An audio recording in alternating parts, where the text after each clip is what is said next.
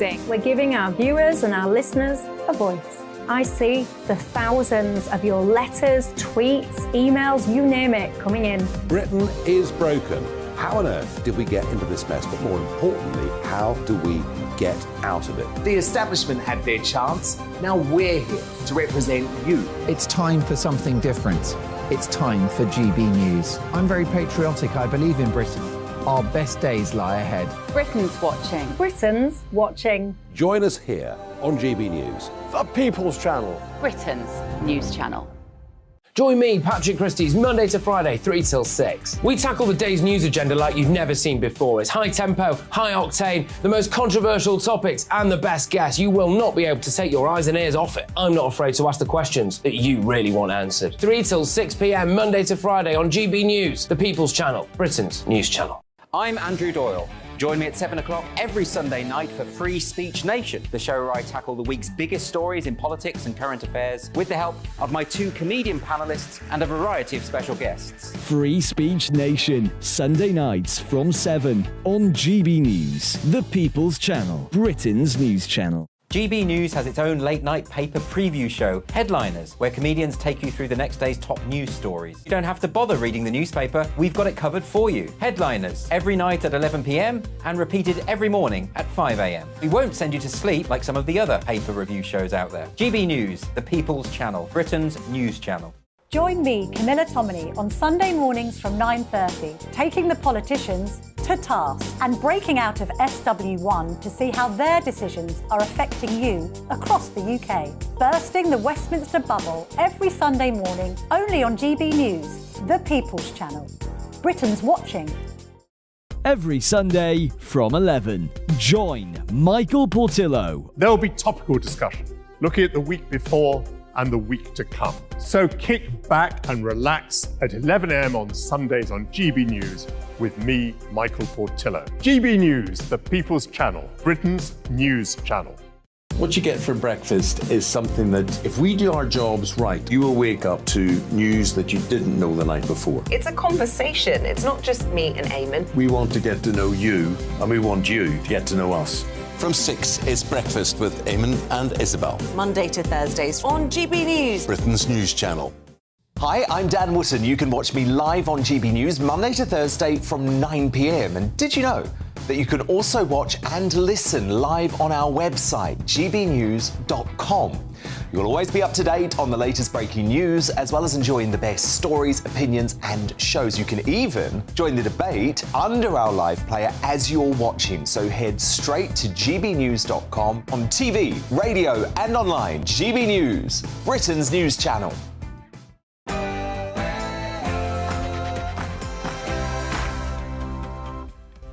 Good morning, welcome to Saturday Morning with Esther and Phil. We have a very special show for you today with the King's Birthday Parade. Yes, we'll be crossing live to the first trooping of the colour of King Charles's reign in what promises to be an impressive display of pomp and pageantry, featuring hundreds of soldiers, horses and musicians as they file down the Mall to Horse Guards Parade in a ceremony dating back over 200 years. We'll be live from Buckingham Palace and the Horse Guards Parade. So if you stay with us, you won't miss any of it. And join us for the coverage of Trooping the Colour will be historian Rafe Hadel-Mancu and former BBC royal correspondent Michael Cole, with GB News royal reporter Cameron Walker live from Buckingham Palace. Before that, we'll be reviewing the biggest stories of the day with Kevin Woodford and Emma Burnell. And as always, we want to hear from you, so do get involved in the show. If you have any birthday wishes for the King, email us on gbviews@gbnews.com or tweet us at gbnews. But first, here's the headlines with Tamsin.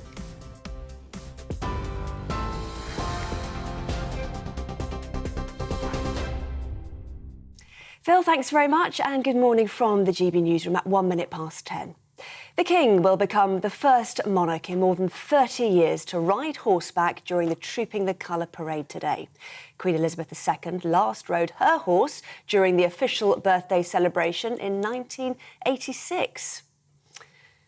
Well, these are live pictures from outside Buckingham Palace, where the King is in residence preparing. And when the King rides from Buckingham Palace to Horse Guards, he'll be joined on horseback by the Royal Colonels, the Prince of Wales, Princess Royal and the Duke of Edinburgh. Members of the royal family and around 8,000 spectators are expected to watch the parade. King Charles's birthday is actually on the 14th of November, but the sovereign's birthday is celebrated on another date, usually during the summer months, to guarantee nice weather. Well, we will, of course, bring you live coverage of the event here on GB News throughout the morning. Well, the King's birthday honours list has been released ahead of Trooping the Colour.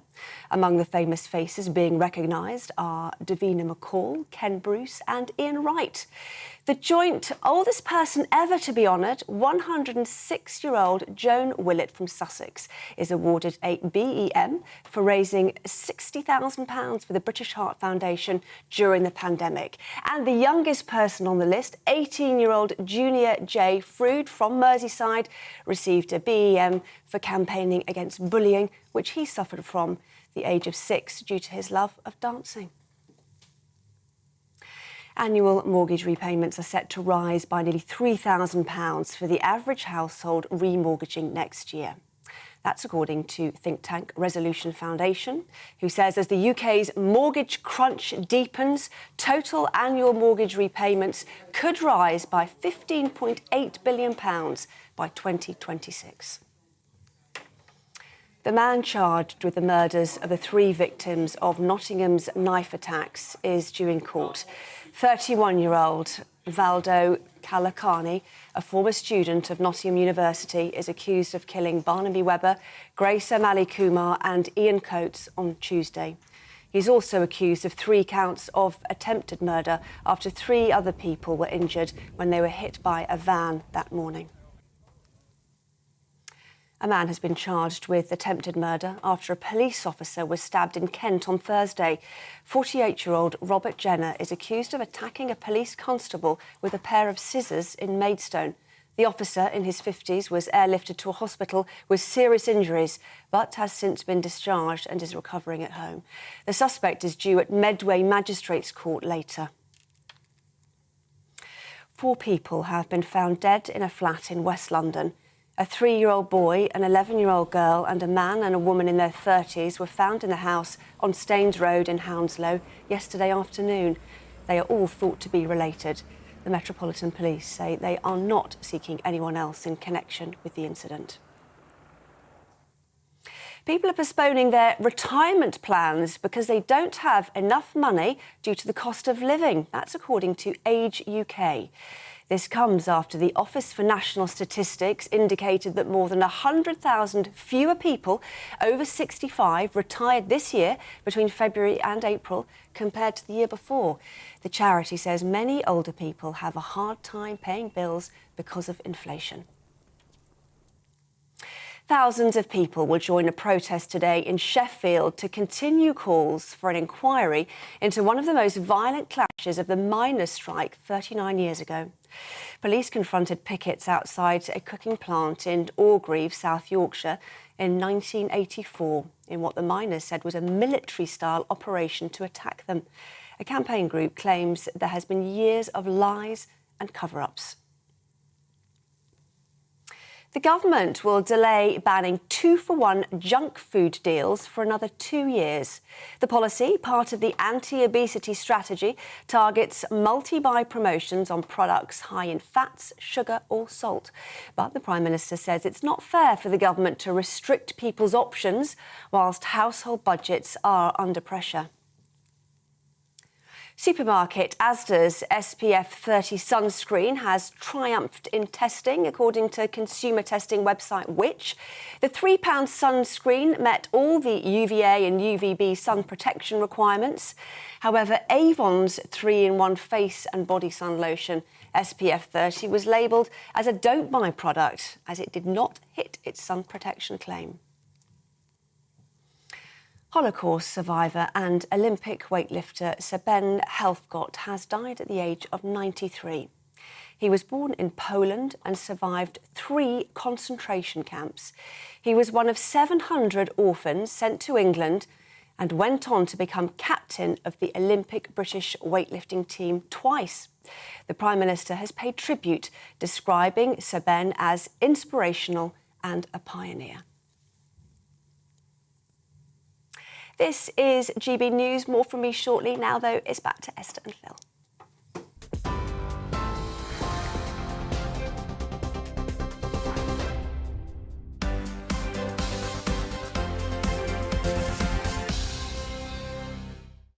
Thanks, Tamsin. Welcome back to Saturday Morning with Esther and Phil. Today we're celebrating King Charles III's official birthday for the first time since he became monarch. The impressive display at the King's Parade of Pomp and Pageantry will feature hundreds of soldiers, horses, musicians as they file down the Mall to Horse Guards Parade in a ceremony dating back over 200 years. Let's cross now to Buckingham Palace, where our royal correspondent Cameron Walker is there to tell us what's happening now and what's to come.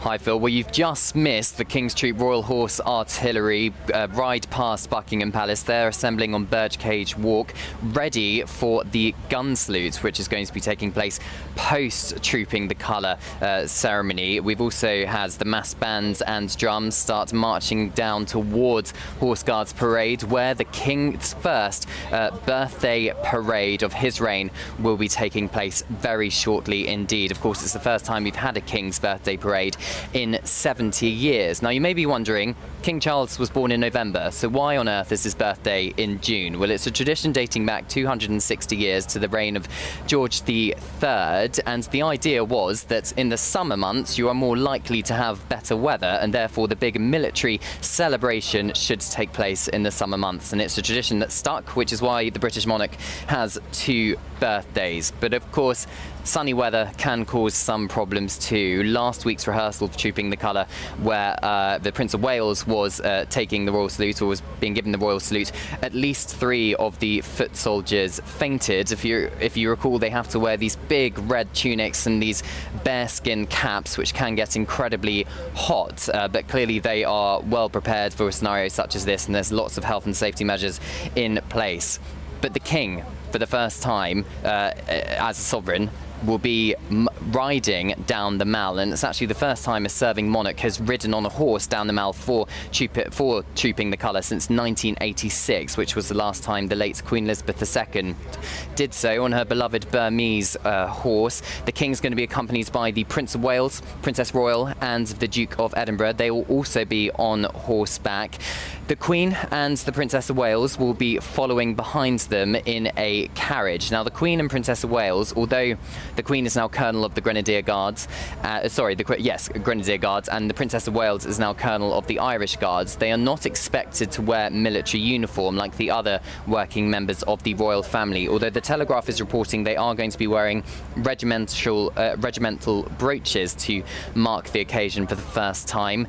Prince and Princess of Wales' children, Prince George, Princess Charlotte and Prince Louis, we are expecting them to also be riding in carriages from Buckingham Palace down the Mall to Horse Guards Parade for Trooping the Colour, which is this big celebration for the King's birthday. But before it gets underway, the King is going to inspect all of his troops. Now, there are 1,400 soldiers taking part, 200 soldiers and 400 musicians. Now, the King has been doing this for 50 years or so, because remember, he was Colonel of the Welsh Guards for 50 years before he became sovereign, so he is well versed on how his military should look as their Colonel-in-Chief. And I'm told if there is any toe out of line, he will make it clear to the Major General that there is a slight issue. So I hope they're all on their best behaviour, as I'm sure they are. So you may be wondering what actually is Trooping the Colour. It's a big ceremonial occasion, but it actually dates back to a very important military strategy, because before the time of radios or satellites to communicate with each other on the battlefield, it was very easy for soldiers to get disorientated and forget or not realise where they are. So the way to counteract that was what's called a rallying point with their battalion's flag. And so the soldiers knew what their flags looked like. Before the battle, it was troops up and down the lines of soldiers so they could recognize their colour. And that is where the phrase trooping the colour comes from. Nowadays, of course, it's just a big ceremonial procession and tradition to coincide and celebrate the King's official birthday. So that is what we are going to be seeing today. The King and members of the royal family will then make their way back to Buckingham Palace. There will be a gun salute in Green Park. And then at 1 o'clock, we are expecting a magnificent extended flypast from all three armed services, the British Army, Royal Navy and Royal Air Force. 70 aircraft are going to be taking part. And of course, we are hoping today, as you can see, much better weather than the coronation 5 weeks ago, where unfortunately the flypast had to be pretty scaled back due to safety and flying condition concerns. But it is going to be ending, as like the coronation, with a magnificent flypast from the Red Arrows. But we are also expecting the Battle of Britain memorial flight and several other aircraft as well. So a lot to look forward to. So make sure you keep tuning in to GB News. And Esther and Phil, I've got to say, we have really coordinated the colours of our clothes today, celebrating the King's birthday parade. Yes, we're trooping our own colour today. We've got our battalion colour, pale blue here, looking fantastic. Do you know what? So many years of, you've heard about trooping the colour, you know about the trooping the colour, but this is one of first. This is a really special one, and we're going to do it GB News style. We're going to find out about the history of it. We're going to get personal anecdotes from Michael Cole. You will be there live, watching everything that happens, bringing us bang up to date throughout the show. Thank you so much, Cameron. We'll be back to you shortly. But we're also joined now in the studio by celebrity chef and broadcaster Kevin Woodford and political commentator Emma Burnell. Thank you very much indeed. I'm going to start with the story today. I know I usually go to the desk, but I'm going to start. And this is Boris Johnson's column. Everybody seems a bit bemused about what he's written about. He's earning gazillions, whatever his pay deal is, but he's written this one. Well, actually, he's got a couple of good digs in here, hasn't he? All on the pretense of I'm a bit of a joker and I'm just talking about me taking, some wonder drugs to lose weight. But he does talk about, and he does this link between Julius Caesar and Cassius. Watch out for people who lose weight. They're either in love or they're coming after your job. So he gets that in. Then he moves across to how he raided the fridge at 11:30 for cheddar and chorizo. But he's talking about the important point of obesity. He's talking about how do we, as a nation, become less obese. But more importantly, later on, he talks about conservative values and how that has to be about choice, about education, about self-restraint, self-responsibility, and we shouldn't be a nanny state with buy one, get one free. And everybody's like, why is he talking about that? Where did it come from? Well, I can tell you exactly where it came from. And when I show you where it came from, I will then talk about how dangerous this is going to be for Rishi as the Prime Minister. So if I can show you our very own Philip Davis here, GB News presenter here, in PMQs this week with this question, and this is the start of it. One of the socialist landmines the Prime Minister has inherited from the former member for Uxbridge and South Ruislip. I'm sure the Prime Minister remembers him. He's the one who said that we should be more conservative. If only he'd had a majority of 80 and been Prime Minister, he might have been able to do something about it. But if one of the landmines he left behind was the idiotic triumph of the nanny state of banning buy one get one free and other special offers on products that the Department of Health thought was unhealthy. Now, at the best of times, that is an idiotic triumph for the nanny state, but during a cost of living crisis, it is utterly bonkers. So can I ask the Prime Minister if he will intervene, pursue a more conservative agenda, as the former member for Uxbridge would want him to do, and scrap this ridiculous policy? So what we can see there, this is the start of where this column comes from, where he puts that I agree with fundamental conservative instincts that we should be relying on, our ability to be in charge of things. And at the same time, in the papers this weekend, we have got an announcement from the Prime Minister, Rishi Sunak, ban on buy one, get one free junk food delayed because it is not fair. We've got to balance up consumer rights, the individual rights, cost of living, and also reducing obesity. So what I'm saying, and this will be what will be happening, Boris will be watching PMQs every Wednesday to see which is the most incendiary question that has been asked. There will be a little bit of him protecting himself, what he did as leader, but equally keeping Rishi Sunak on his toes. And that's what's going to be happening. So I think that triangulation backbenches their demands. Him as a previous Prime Minister, Rishi as the current Prime Minister, and he's going to be pushing forward the issues of the day. So, Philip, you started that. Well, I'm just delighted that Rishi Sunak, the Prime Minister, appears to have acted on what I asked him at Prime Minister's questions. If only, 3 days after I raised something in Parliament, the Prime Minister always actually did something. It'd be great, wouldn't it? So this is a red-letter day for me, that I ask a question in PMQs, and by the weekend, the Prime Minister has done it. So I made up with that.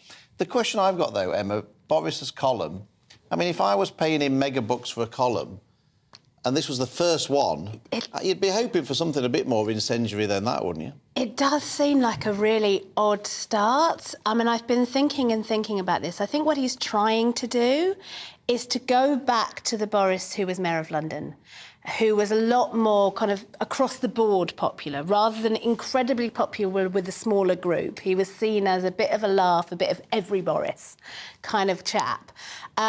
When he's talking about his own struggles with things like weight, I think that is his attempt to be that kind of relatable guy again. It seems to me that that is his strategy, to go away from the very divisive figure that he became, even within his own party, never mind in the country, to being a bit more of that entertainer Boris. But don't you see, if he ever is to come back, when he talks about I'll be coming back, he can defend what he's done, he can show that he's a Conservative, do a rally call and say, but I was setting the agenda for Rishi for the next however many years, and he did that with the change of policy there. Those were our thoughts. How about you? What's your story? Well, on that, I love that. I love his column. I honestly do. I've always loved Boris's writing, and I love that because it's quite subliminal. The messages that he's putting out there are very subliminal. You know, if you read it once, then fine, what's that about? But you read it a couple of times, and you pick up these little issues that he's sort of slipped in, and I think it's very, very clever indeed. And I look forward to next week's. Perhaps following on from that, I mean, you know. The honours list. We've got the King's First List is out now. I'm not a great lover of honours lists, to be honest. I used to be until Gavin Williamson was knighted, right? The man who should never have got a Blue Peter badge all of a sudden becomes Sir Gavin Williamson. What did he do in good, you know, other than screw everything up that he was given to do? But I think really what we should be looking at with the honours list, it should be awarded to people, you know, that have shown courage, service, sacrifice to the country, that they've actually given something to the country of benefit, not just because they're a family member or they're a friend. I don't agree with that at all, you know. Helped you cut your hair, correct, or yeah, exactly. dressed you properly. Or an 18-year-old, 22-year-old sort of, you know, assistant within the house. Anyway, but I do love some of the ones that have been on it. The one that I really adore is Joan Willett, who's 106 years old.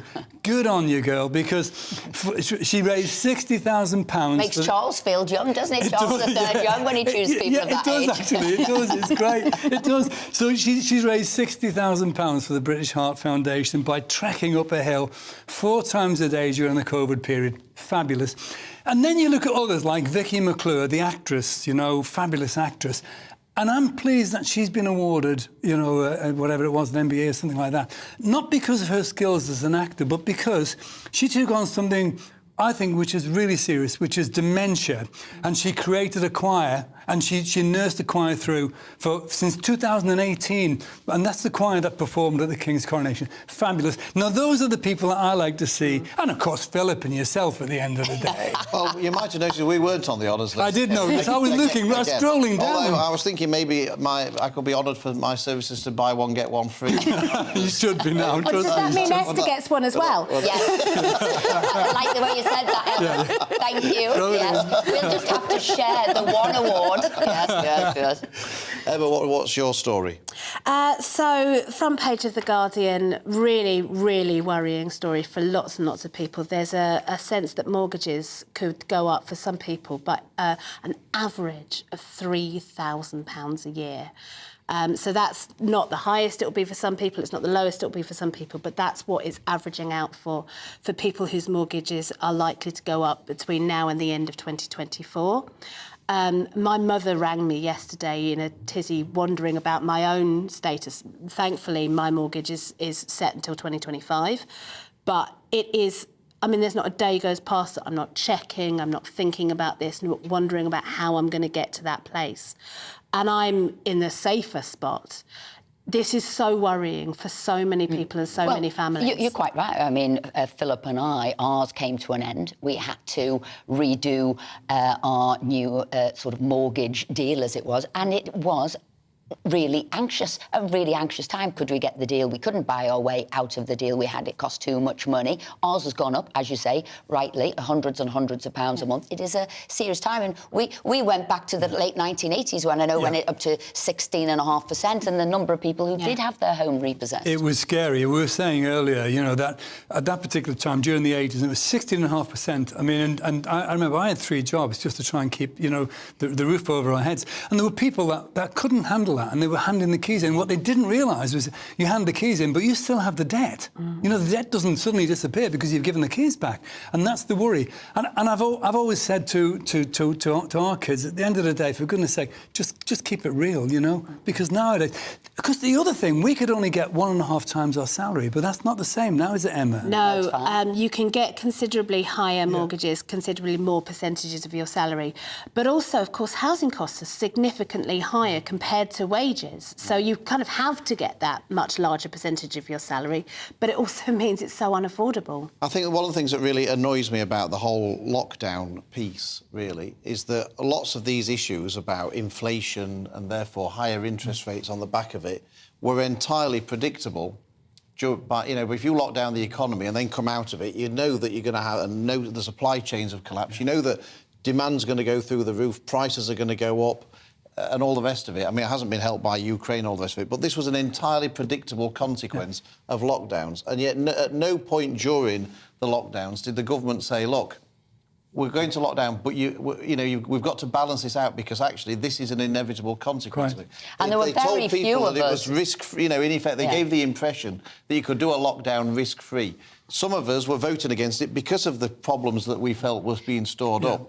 And I just feel that the government's responsibility is that they never told people that this was an inevitable consequence of lockdown. If you're furloughed sitting at home and we're spending 400 billion, there is a payback to that. There is a cost to that, as well as closing everything down that had to reopen and all the supply chain issues with that. You've got another story.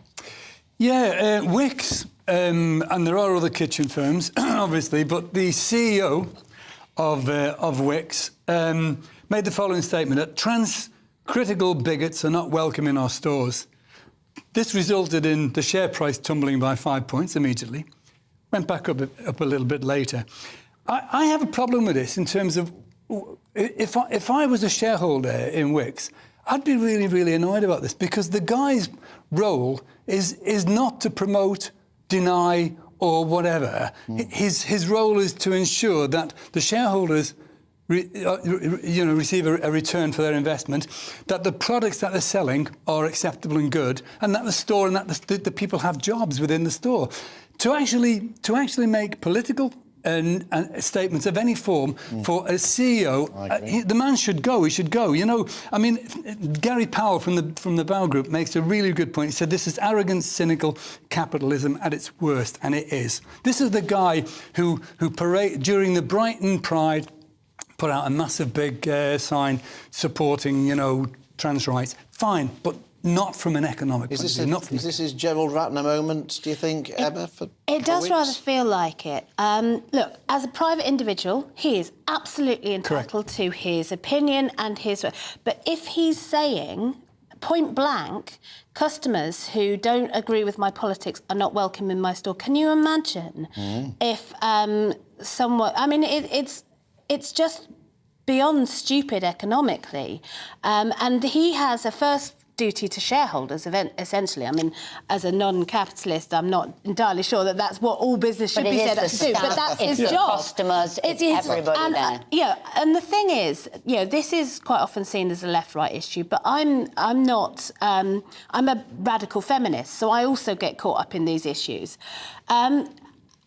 And if there's anyone, any group of people who stereotypically might be seen in overalls with a hammer, it's your radical feminists doing Emma, on that note, we'll end it there. What a fabulous picture you painted, Emma. Thank you very much, Kevin. Thank you very much. Coming up, we'll be bringing you all the live action from Trooping of the Colour ceremony. You won't want to miss it. And if you're about to head out, don't forget, switch on the radio and catch us on GB News Radio.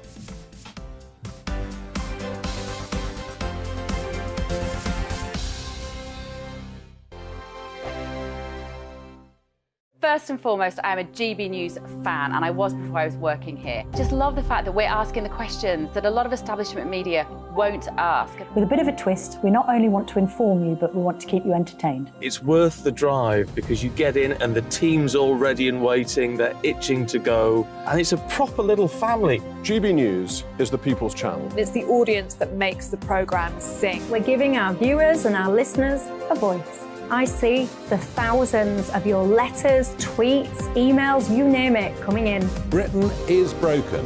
How on earth did we get into this mess? But more importantly, how do we get out of it? The establishment had their chance. Now we're here to represent you. It's time for something different. It's time for GB News. I'm very patriotic. I believe in Britain. Our best days lie ahead. Britain's watching. Britain's watching. Join us here on GB News. The People's Channel. Britain's news channel. Join me, Patrick Christie's, Monday to Friday, 3 till 6. We tackle the day's news agenda like you've never seen before. It's high tempo, high octane, the most controversial topics, and the best guests. You will not be able to take your eyes and ears off it. I'm not afraid to ask the questions that you really want answered. 3 till 6 p.m, Monday to Friday on GB News, the People's Channel, Britain's news channel. I'm Andrew Doyle. Join me at 7 o'clock every Sunday night for Free Speech Nation, the show where I tackle the week's biggest stories in politics and current affairs with the help of my 2 comedian panellists and a variety of special guests. Free Speech Nation, Sunday nights from 7 on GB News, the People's Channel, Britain's news channel. GB News has its own late-night paper preview show, Headliners, where comedians take you through the next day's top news stories. You don't have to bother reading the newspaper, we've got it covered for you. Headliners, every night at 11 p.m. and repeated every morning at 5 a.m. We won't send you to sleep like some of the other paper review shows out there. GB News, the People's Channel, Britain's news channel. Join me, Camilla Tominey, on Sunday mornings from 9:30, taking the politicians to task and breaking out of SW1 to see how their decisions are affecting you across the UK. Bursting the Westminster bubble every Sunday morning, only on GB News, the People's Channel. Britain's watching. Every Sunday from 11, join Michael Portillo. There will be topical discussion, looking at the week before and the week to come. So kick back and relax at 11 a.m. on Sundays on GB News with me, Michael Portillo. GB News, the People's Channel, Britain's news channel. What you get for breakfast is something that, if we do our jobs right, you will wake up to news that you didn't know the night before. It's a conversation. It's not just me and Eamon. We want to get to know you, and we want you to get to know us. From 6, it's Breakfast with Eamon and Isabel. Monday to Thursdays on GB News, Britain's news channel. Hi, I'm Dan Wootton. You can watch me live on GB News Monday to Thursday from 9 p.m. And did you know that you can also watch and listen live on our website, gbnews.com. You'll always be up to date on the latest breaking news, as well as enjoying the best stories, opinions and shows. You can even join the debate under our live player as you're watching. So head straight to gbnews.com on TV, radio and online. GB News, Britain's news channel. People's Channel.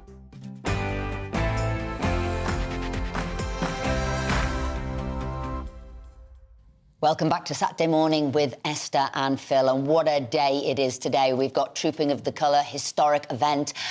In the studio are royal commentators Rafe Hendel-Menkou and also Michael Cole. We want to hear your personal anecdotes. We want to hear you setting the scene, telling us about the history of things, because lots of people will say, oh yeah, I know Trooping the Colour, probably don't know a thing about it, what it's for and the significance, Rafe. That's right. I mean, yes, on your television screens it looks like a wonderful piece of theatre, but behind the theatre there is symbolism and an important to salute to that great connection between the crown, the monarchy, and the military. And for the monarchy, no part of the military is more important than the household division, the foot guards and the household cavalry, who we always see performing those great ceremonial events outside Buckingham Palace. They are the king and the queen's bodyguard, and the act of Trooping the Colour dates back to the 17th century. It's rich with tradition, which we'll go through in greater detail over the course of the next couple of hours. But it's the best free annual ceremony anywhere in the world, in my opinion. But it makes such common sense, didn't it? If you in wartime, you would have been there wondering who your leader was,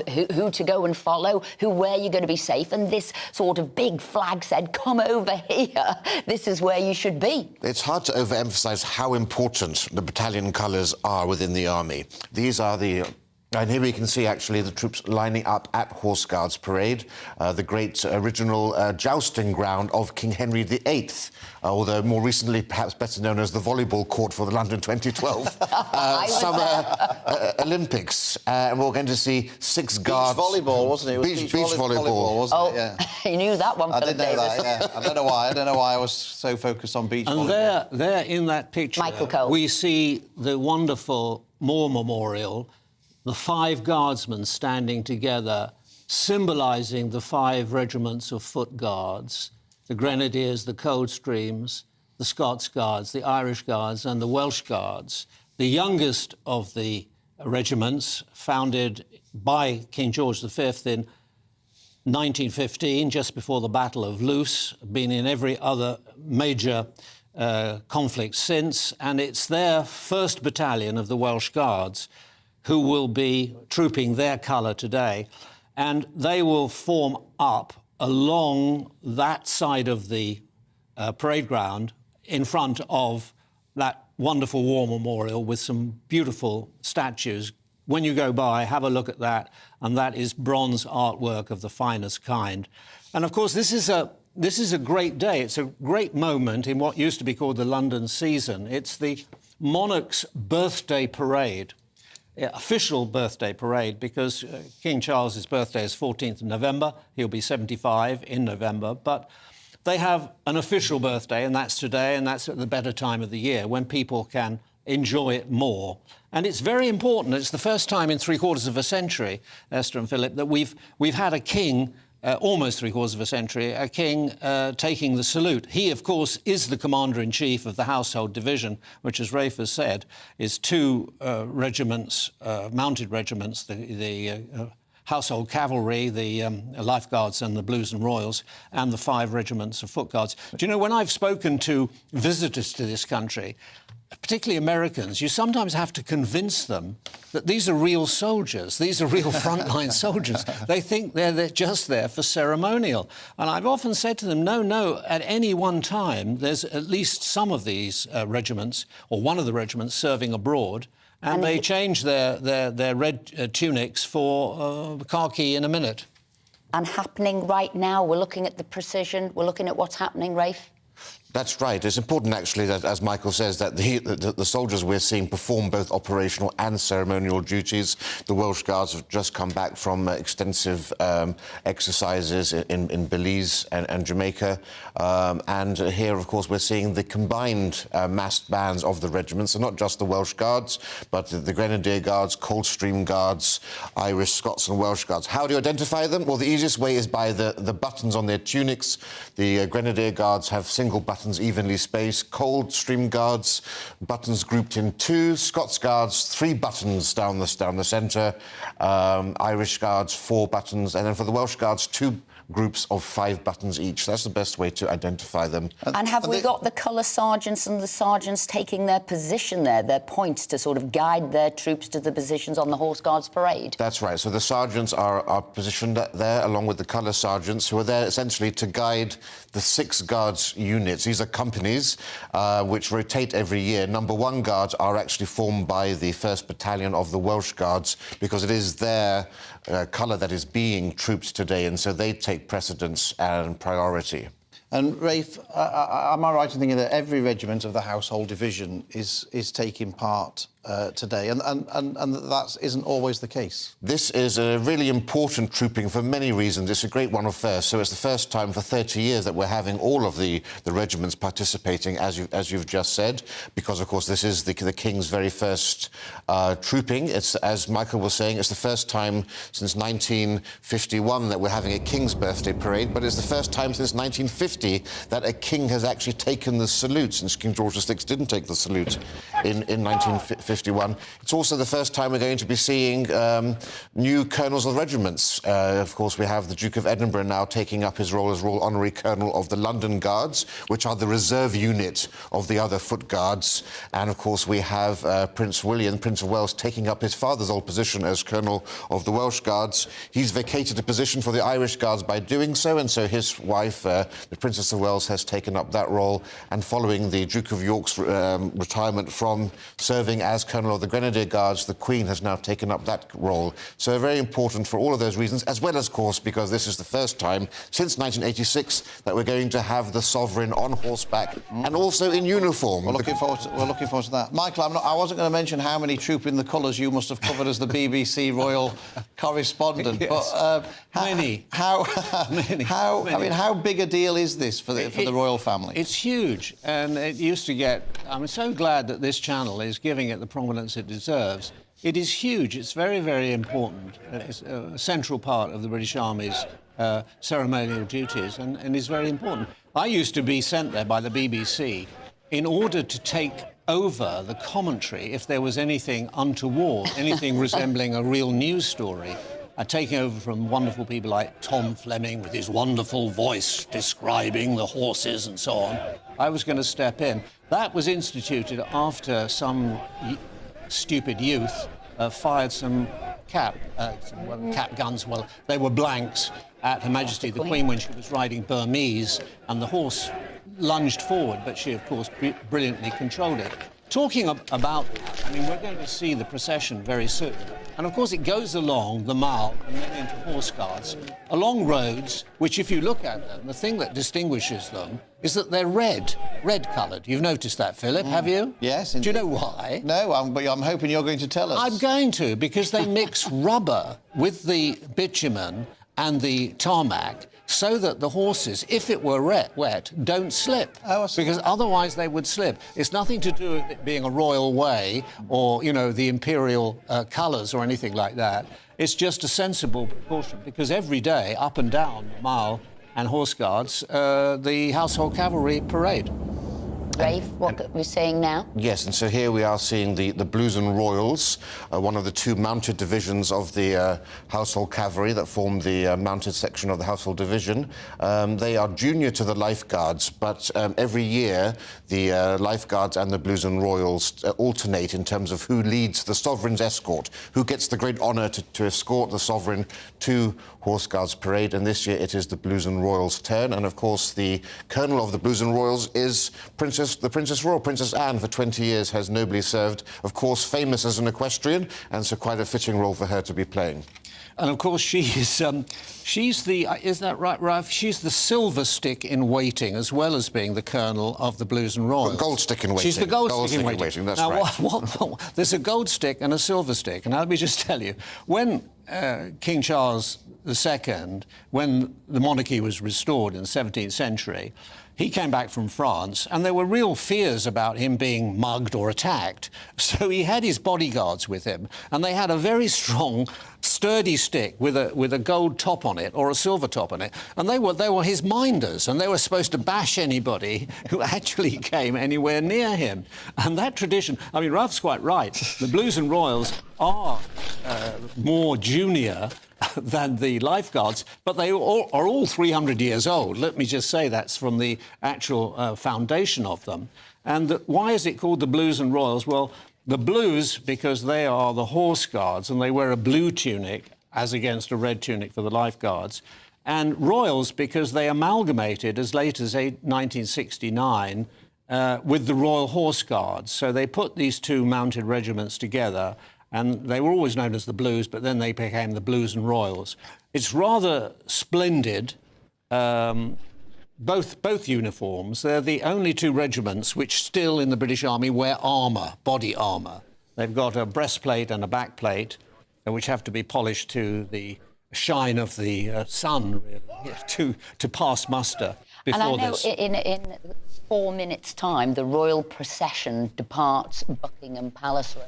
That's right. Well, here we can see, of course, numbers 1 to 5 guards lined up in 2 rows facing horse guards with the field officer brigade in waiting, who will be taking over the whole command of today's events. Whilst they wait for the sovereign's escort to arrive, the party will arrive at exactly 11 a.m. and that's when the Royal Standard will be unfurled above horse guards. Above Buckingham Palace today, you have the biggest of the Royal Standards. They have different sized flags that fly from Buckingham Palace depending upon the nature of the occasion. Today they get the biggest one out because, of course, it is a great state occasion.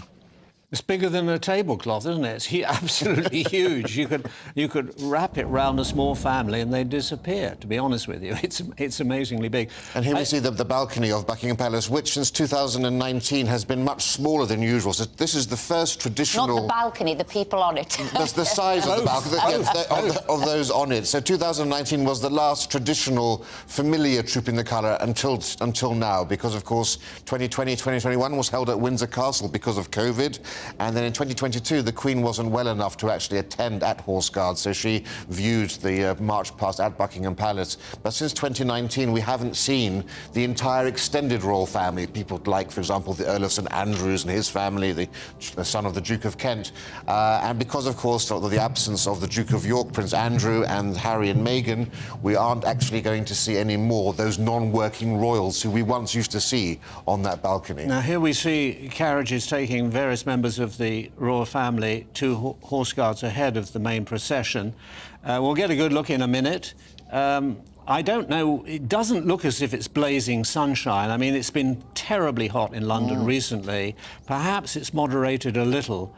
Maybe in the car is Her Majesty the Queen. I can't see from here. Perhaps people with Superman eyes can. Or something. I can't see either. But you look to be right, Michael, that the weather doesn't seem to be as hot as it has been, because, of course, during the trials for it, obviously some of the people fainted. Yeah. And obviously we're hoping that doesn't happen today, because, of course, those uniforms are immensely hot, aren't they, Ray? Absolutely. Extremely hot. And, of course, we saw during the Colonel's Review, the last dress rehearsal a few days ago, overseen by Prince William, we did see some of them take a turn for the worse. Footage went around the world, of course, of that trombonist collapsing to the ground and, in great British tradition, struggling to get back to his feet and carrying on before being taken off by medical staff. It must be said that, in a way, it'll be quite an ordeal for a 74-year-old man.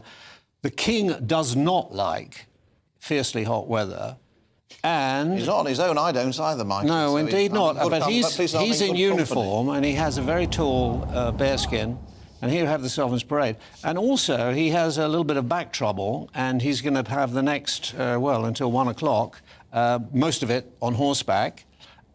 So he's got to be a bit stoic, but everybody has in this life, haven't they? So I'm sure he will manage quite well. But Philip, he does like his horse racing, doesn't he, and horse riding? People have always talked about the late Majesty the Queen's love of horses, and people often used to see her riding, particularly when she was in Scotland and things. But I don't think that it's Prince Charles's prowess on a horse is quite as well known, is it? He's a horseman. He played polo, of course. He rode in 3 races. He rode in 6 races, Michael. 6 races, my goodness. Well, I only saw 3 of them. Rode it... Well, he came off in 1, certainly. He did. He came off in 2, actually. And he beat the floor. He beat the ground with such frustration. But it's interesting that Her Majesty the Queen favourite horse was Burmese, which was provided to her by the Royal Canadian Mounted Police in Regina. I think it was picked up specially for her. And also, the King's horse today is founded by the Royal Canadian Mounted Police. The horse is called Noble, I believe. And I think we haven't seen much of him. But the Canadians are very proud of that, and so rightly they should be. Yes, I've been to the RCMP place in Regina where the horses come from, and it's quite amazing to see how well trained they are there. And of course, they're the only non-military unit to ever had stand guard at Buckingham Palace. And of course, a bit more of Canadiana. All of the bearskin caps that we're seeing are of course still formed from Canadian pelts and bears. Just to clarify, Prince Charles, as he was then, rode in 6 races under rules, starting at age 31 in 1980. Oh, yeah. When he came second in a charity race, when he was favourite to win, but came second. OK. He then rode in some steeplechasers, so he's obviously clearly an accomplished horseman, because you can't do that on a show. No, he's been He came 4th in the first one of those. He then came second at Ludlow. Which apparently that day, and you'll probably know this better than me, Michael, was the first time that him and Lady Diana Spencer at the time were seen out together, was when he rode in a race at Ludlow and came... 1980, then? And came second. But his career as a jockey only lasted for 1 year, and he fell twice, including at the Cheltenham Festival, and clearly gave it up as a bad job. Now, I'm taking it this is the royal procession parting now, Correct. Buckingham Palace, Royal Palace there, and the royal family. Do you want to? Yes, so led out by the Household Division Brigade Major, Lieutenant Colonel Jamie Shaw, we have the main contingent of the procession here, the royal party. We can see on the right of the screen the Princess Royal in her uniform as Colonel of the Blues and Royals. Less easy to detect who is who amongst the two royal princes there. And then behind in the carriage, I cannot see from here, but... No, I can't either. A lady with a charming hat. Yes. Anyway, we'll get a close-up in a minute. We will get a close-up in a minute. Well, it looked to me on the far side as if it could have been the Princess of Wales. I'm sure we've got Majesty the Queen. We know we'll be saying the Royal Highness, the Princess of Wales. There's the King there. The Prince of Wales, absolutely. The Princess Royal. And His Royal Highness the Duke of Edinburgh. And leading up the rear there, we have also the two non-royal colonels of the regiments there, Lieutenant General Sir James Bucknell from the Coldstream Guards. Rather rudely, we call those bearskin caps busbies, or at least I did when I was a kid, but they are correctly called bearskin caps, and the ones the officers and indeed the royal party wear are significantly taller and bigger and rather more shaped, so that distinguishes them on the battlefield. And of course they were created in order to give soldiers that added height and impressive stature on the battlefield, to try to strike fear into the opponent. We copied that from the French. We've always taken the fashion advice from the French. That came after the Battle of Waterloo, where the Grenadier Guards, who fought so valiantly there, were impressed by the old guard, Napoleon's old guard, who wore these bearskin caps. And because they stood so resolutely against them and stopped them in their last big charge, that they were permitted to wear a bearskin cap, and that was taken up by the other regiments of the foot guards. There we have the life guards bringing up the rear there. It's a great honour. Everybody in this parade has been, there have been 2 full rehearsals, but there's been a lot of preparation beforehand. I'm always impressed with the horses, how steady they are, how comfortable they are, how confident they are. It takes 3 years to train them up to such a high standard. And they all come from Ireland, every single one of them, and they all match and they look brilliant. Quite interestingly, one year, the Duchess of York, Sarah Duchess of York's father, Major Ronald Ferguson, he was in the Life Guards, and he was riding escort to Her Majesty the Queen. This was going to Parliament. This actually was not the trooping. It was going to Parliament, to open Parliament, and there was some fears about the IRA, so Ronnie decided to ride very, very close to Her Majesty the Queen's carriage, very close, you know, ready to defend her against all foes. when they got to Parliament, he told me this. He said the Queen was gesticulating to him. He said, I thought she was going to say, wonderful escort, good escort, Ronnie, but actually she was saying, too close, they want to see me, not you. And here we are, some of the carriages arriving. So that was the Royal Salute that's just been played. We've had number 3 guard has opened up to allow the royal procession to come through into Horse Guards. That would indicate that that's the Queen in that car, then. Well, we know that's actually the King's favourite Rolls-Royce, so it would be highly likely that Her Majesty is in that car, given his usual preference for it. Now, where will those who are not taking part, but who are members of the royal party, witness this from? From the Duke of Wellington's old office, which is above that central archway off to the right. When they go through Horse Guards Parade, there's a nice little viewing area there where they can have refreshments and watch it from, usually secluded from the heat or the rain, although we don't have either of those on this occasion, it seems like. That was the old War Office until they built the huge Ministry of Defence opposite. That was the headquarters of the British Army for centuries, and a very historic building, as Rafe said. Beautiful design as well, completed by John Vardy 2 years after the architect William Kent died there. Balanced it up. Popular building, Admiralty building next door, completed in 1725, and set the standard, really, for the look of all those buildings in the 18th century, for all that Whitehall architecture. I'm going to tell these 2 MPs something which will be very, very interesting to them. Until very recently, any MP was allowed to drive through the archway on their way from Westminster or Downing Street to their West End club in Pall Mall. And my paternal grandfather, who I never met, was a London cab driver, and he had Winston Churchill in the back of his cab in the 1920s, and he drove up Whitehall from the Home Office, where Winston Churchill was, and he drove past Horse Guards, and Winston Churchill, bang, bang, bang, he said, no, you can drive through, you've got me in the car, you can drive through. If only we had that power nowadays. Exactly. But Well, I'll tell you who has it's true. I believe you, absolutely. I'll tell you who we're going to cross over to now, Cameron Walker. He's at Buckingham Palace, and he's going to talk through what's happening with him there now. Hi Esther, yes, well, as you just saw, the King and members of the royal family have departed Buckingham Palace, are making their way down the Mall towards Horse Guards Parade. Before the King departed, we had the Duchess of Edinburgh in a carriage. The Duke of Edinburgh, of course, is escorting his brother as Colonel of the London Guards, the first time he has ridden a horse in such a procession of the King's birthday parade. Princess Alexandra I also spotted.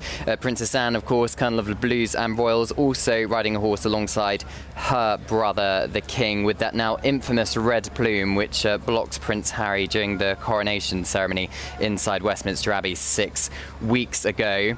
Inside the carriage behind the King, the Prince of Wales, Princess Anne and Prince Edward, contains the Queen and the Princess of Wales, not in ceremonial uniform, and they are instead wearing regimental brooches for the first time. The Queen is Colonel of the Grenadier Guards, the Princess of Wales, Colonel of the Irish Guards. They are accompanied in the carriage by the Prince and Princess of Wales's 3 children, Prince George, Princess Charlotte and Prince Louis. Despite their young age, they are well accustomed, I think, now to these sort of ceremonial events. But before the King's birthday parade starts, as I said, we are just waiting for his arrival.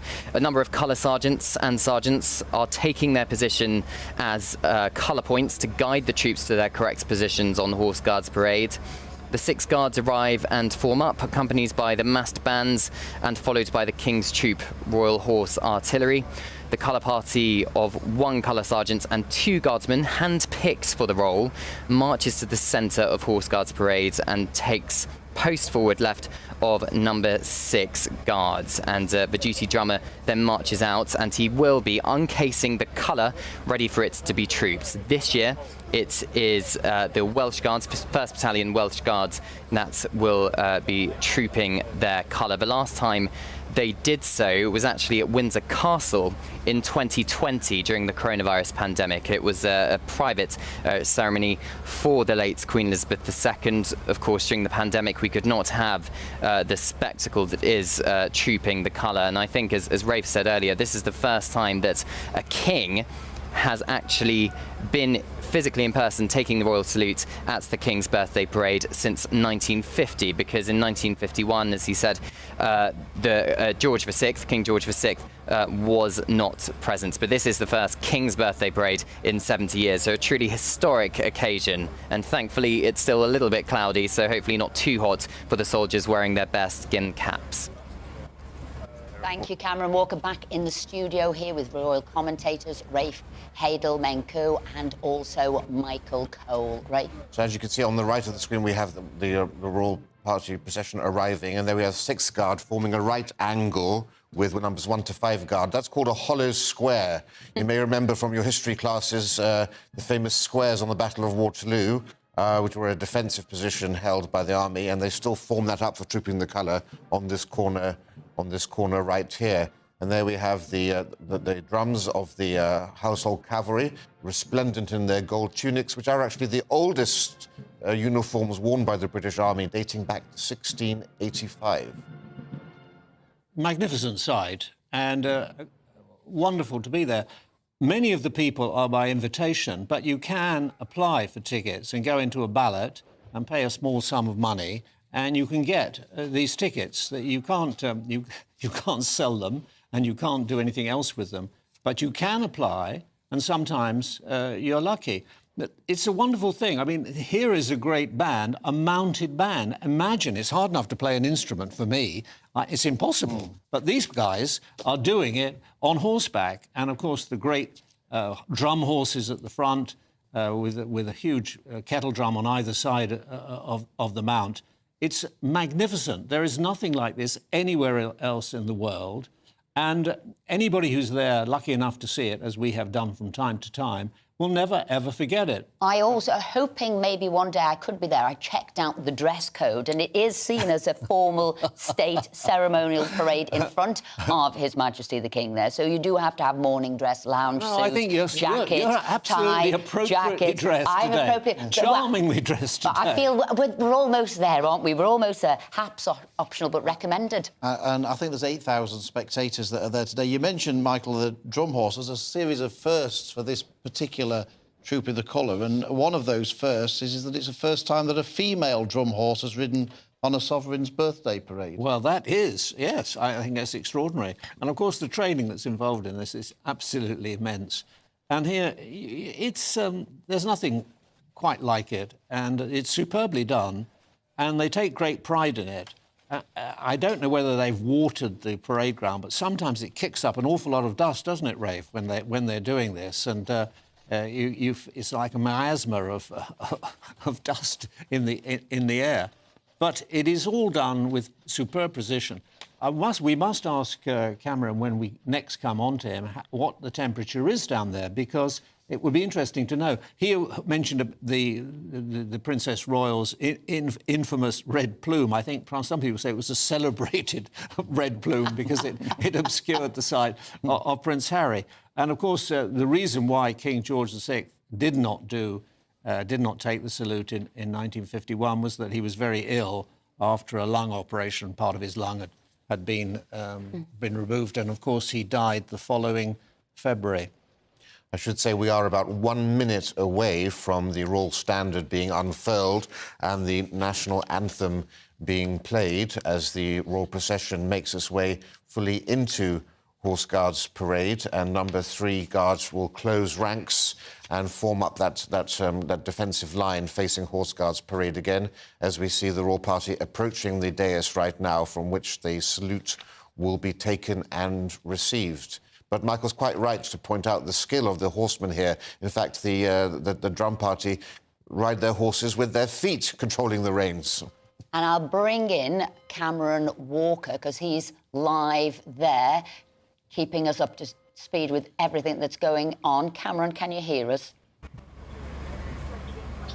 I can indeed, Esther. Yes, it's such a magnificent sight, isn't it? 1,400 soldiers, 200 horses, and over 400 musicians are marching and playing as one today to celebrate the King's official birthday. As Rafe says, we are expecting the King and members of the royal family to arrive at Horse Guards Parade imminently, and that big ceremonial royal standard will rise high above Horse Guards Parade, and the royal procession is going to be led by the Household Division Brigadier Major Lieutenant Colonel James Shaw. I believe I can hear the national anthem, so do correct me if I'm wrong.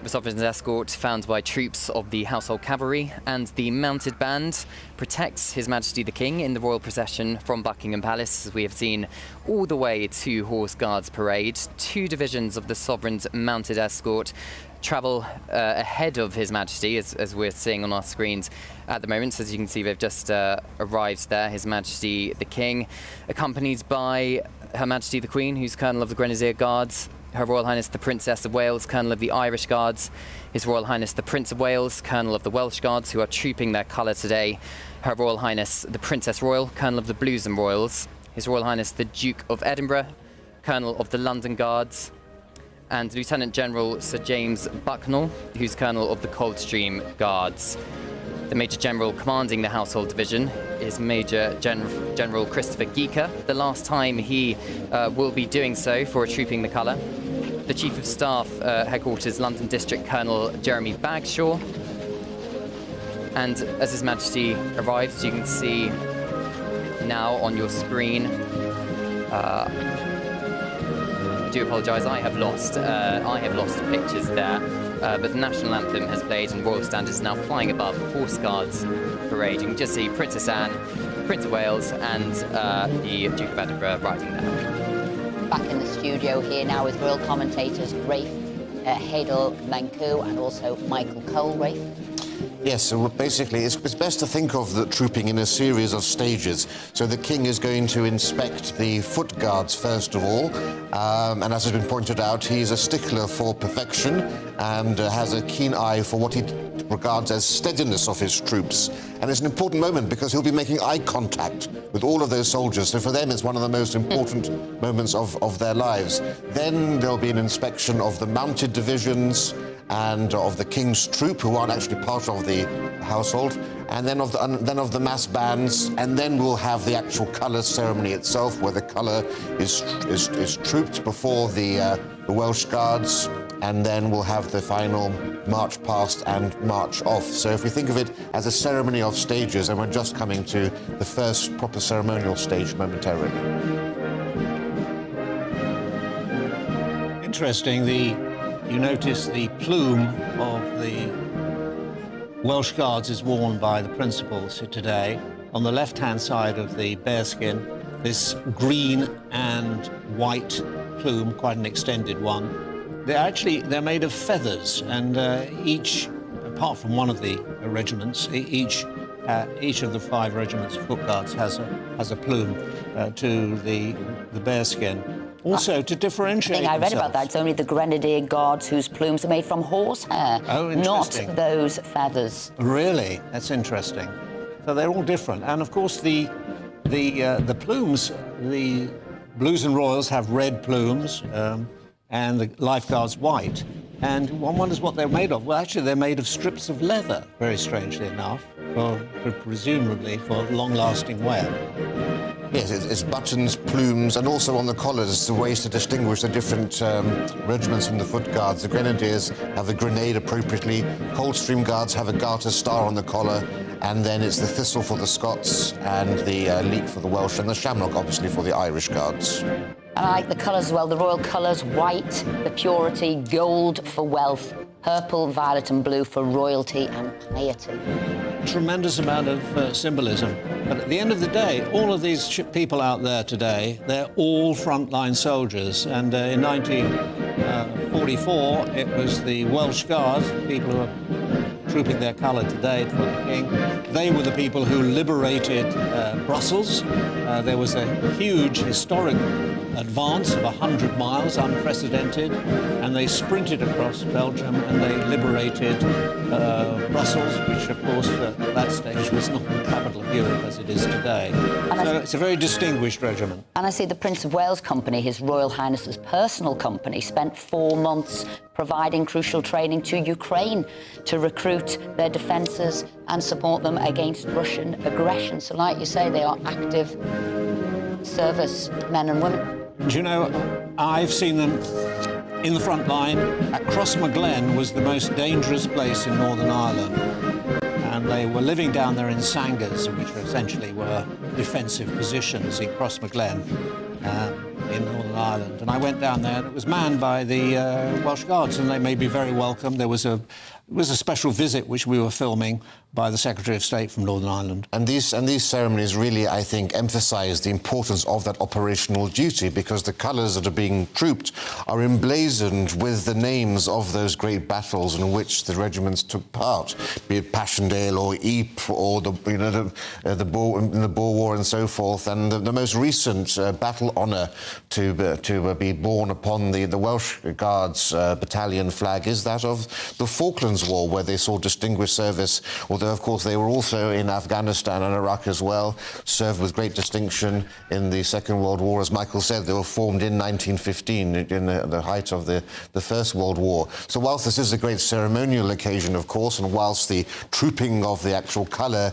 dates back to an earlier time before technology had communications up to where they are today, it still celebrates that proud historical tradition of the serving military. And the inspection, how far back does that go? And is that to inspect that, you know, the outfits are meticulous, or is that to say, I'll be expecting the best of you as we go into a battle? Well, the inspection of troops goes back for centuries, but certainly here it's very much that idea of discipline, of ensuring that their soldiers are the very best that they can be. And so the precision with which they're forced to maintain their uniforms, we're talking about 2 hours just to shine a pair of shoes, is all designed to actually ensure that those people are actually of the very strongest metal and very disciplined, and that they have attention to detail, because, of course, when they do come to operational services, it is that attention to detail which can often be the point between life and death. Michael, there I think we see the Princess of Wales. Yes, indeed. And she is preceded by the Queen, Queen Camilla. And there's the Duke of Kent, also there, who is Colonel of the Scots Guards, in his tunic resplendent with the Garter sash. And here we have the Irish Guards' blue plume visible. Beautiful, beautiful outfit the Princess of Wales has. Well, green is often the Irish colour, but I've been to Wales, there's an awful lot of green down there, so I think it's really rather beautiful. I don't know what you think, Esther, but that's a lovely colour. Everything about it is spectacular, and of course she could wear anything, but I think the hat was probably well designed for today if they thought it was going to be incredibly bright and sunny to have kept the sun off her. But yes, striking that block colour there so you can see the significance of what she's doing. Yeah, the Queen's cousin, Edward Kent, Eddie Kent, the Duke of Kent, rode for many, many years behind his cousin, Queen Elizabeth II. Obviously, he's getting quite old now, and he doesn't do that. But there he is as Colonel of the Scots Guards. It's worth remembering that when the Duke of Edinburgh, Prince Philip, stepped down from royal duties, it was the Duke of Kent who actually acted as the Queen's escort for the last 2 troopings that there were. So he has fulfilled that role admirably in the absence of Prince Philip, and he's continuing to do so today. He's got a most wonderful voice. I've heard him speak on a couple of occasions, and he's a great orator. He really, without any doubt, I think, the most wonderful voice in the whole of the royal family. I also saw there was a freedom of information request on the cost of trooping the colour for the transport, the horses, the troops, the stabling, the bales of hay, and it had it in 2021 as £59,000, 660. A bargain. That's value for money. That's what I thought. I thought value for money. I thought, has that incorporated everything? But you know what? Nothing gets past the public. They want to know. FOIs there on the cost. Rafe, can you explain what's happening here? Any head of state requires maintenance. There is a cost involved. Any head of state here, a monarch or a president or something different, and ours is quite modestly priced. And so here we have the mass bands of the regiments doing a slow march to the Huguenot, which is a tune that's been played with great tradition for many years. This follows, of course, the completion of the inspection of the foot guards by His Majesty. What is the significance of the music that's played? Well, of course, these are the unique tunes that are unique often to each of the regiments, and so because this is the Welsh Guards' occasion to shine, we're going to have Men of Harlech, which is their great regimental tune, and also some specially composed pieces by members of the actual Welsh band who have composed these for this occasion, including another first for females. It's the first time that a female composer will have her music played while she is also in attendance and present. I saw that, a great honour. The king will like that. He takes great pride in his musical taste, and he will enjoy that. I mean, that's great. I mean, for his wedding and so on, he choreographed. That's not the right word. He crafted the musical program with some great care. You know, Kirite Kanawa and all. If you remember all that stuff. Absolutely. So he will love this. But you know, can I check if this is right? When they raise the trombone, that signifies as a change in direction, Rafe. That's right. So and it's held aloft for a good 6 to 7 seconds to ensure everyone gets a good look at it, and it's quite noticeable. And that's the clue, the marker for everyone else to change direction. I should say the Welsh Guards have participated in every major campaign the British Army's fought since its formation in 1915.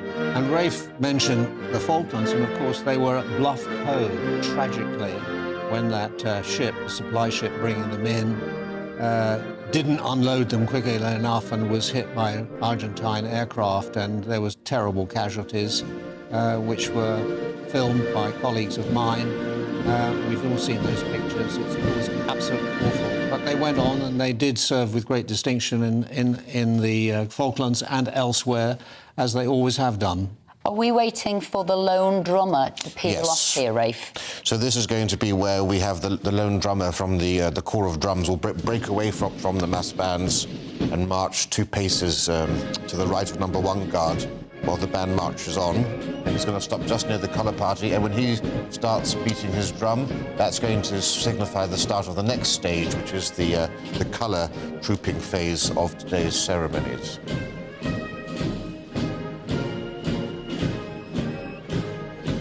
I did read that the senior army officer who will lead the troop in the colour today said he felt emotional because this is the last of a set of big 4 events that he has done, those state occasions. That's Major General Christopher Geeker.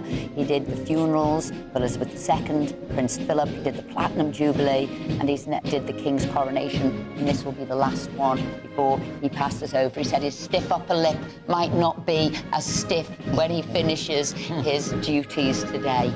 I think the officer, Rafe will correct me if I'm wrong, the officer who's always in charge of this is the sort of commanding officer of the Southern Command, is he not? I mean, that's part of his job. He's attached to the War Office, or Ministry of Defence, we now call it, and he's in charge of all of this stuff. And of course, it's a huge responsibility. You've got to get it right. There's only one chance to do so. And looking at those straight lines, I think they're getting it right. Amazing, isn't it? But he's quite right. It's been such a remarkable couple of years when you think about it. The number of major royal events, each one of it would normally be expected once a decade. We seem to have had them all come one after the other. And so in terms of preparation and practice, they certainly had many opportunities to get themselves into the fine form that we see them today.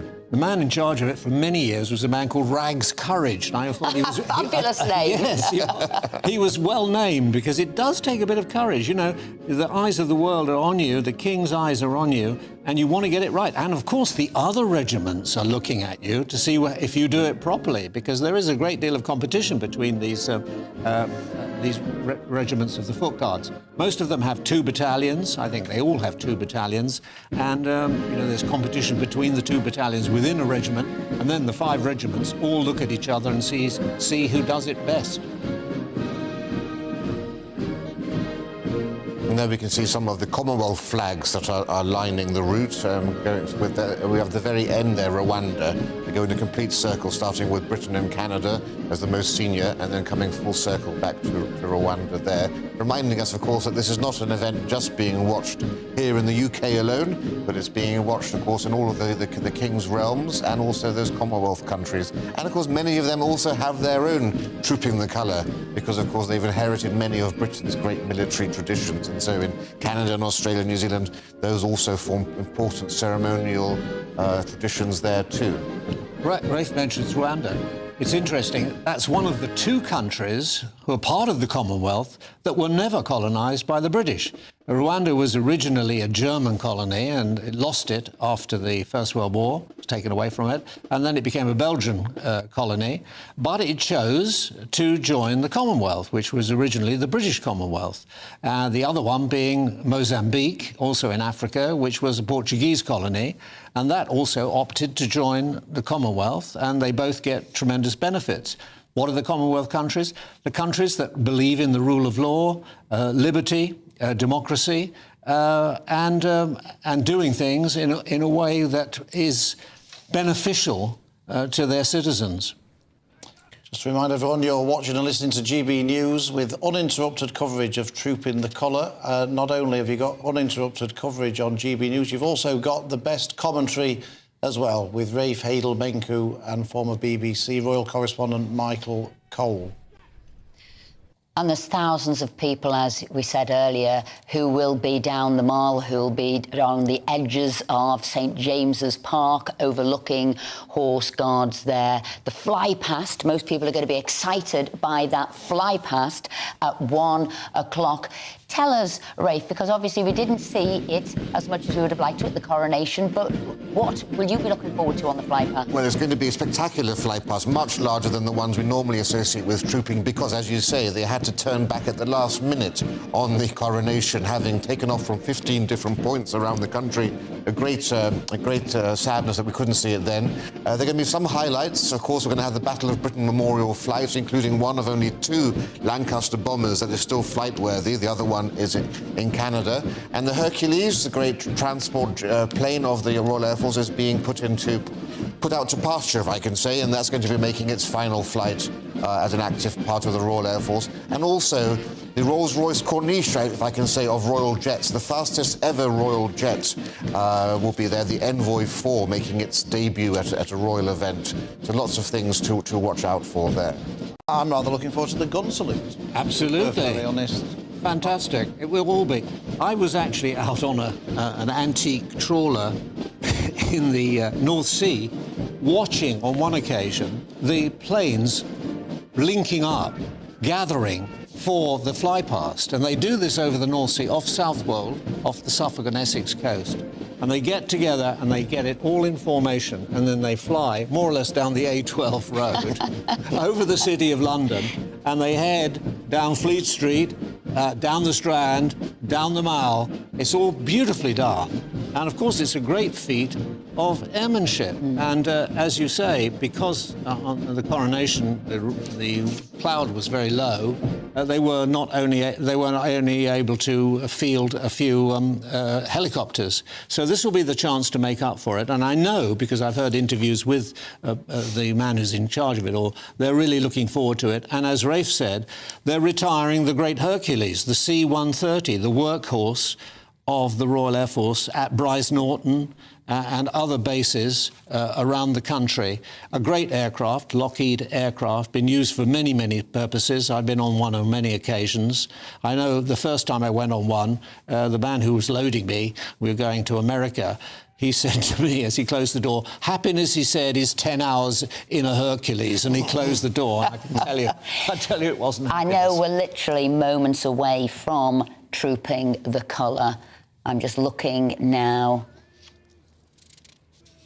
at them getting ready. Look at this precision. The lines are just being spaced out, and the sergeant is making sure that everyone is in their right position. Dressing the line. That's what they're doing now, making sure it's sharp. And it is sharp. And apparently, His Majesty the King's quite a stickler for making sure everybody's in as it should be. Yes, well, his mother was too. She watched points very, very closely. She knew every bit of ceremonial. Her particular favourite was the Royal Marines beating retreat on the quayside when she had the Royal Yacht Britannia in foreign climes. She watched every beat, bouncing up and down on her feet to every bar of the music. And the King is the most self-conscious about style and dress in every aspect of his life, in terms of his tailoring, and that extends to uniforms too. And so he's got a keen eye for imperfections and perfections. And I'm trying to keep my keen ear out there for the lone drummer. Yes, well, hopefully we'll have the cameraman will focus in on him at that moment so that we can actually see it. Philip, you'll be interested to know, or maybe not. Rafe mentions the sartorial excellence of the King, who's often in the top 10 world best-dressed men. If you notice his jackets of his suits, he never has flaps on his jackets. Why? Because the Duke of Edinburgh said if you have a flap, it's either in or out, or it's not done properly. So no flaps on the jacket pockets. I don't approve of that, but that's what they do. Here we go. National anthem.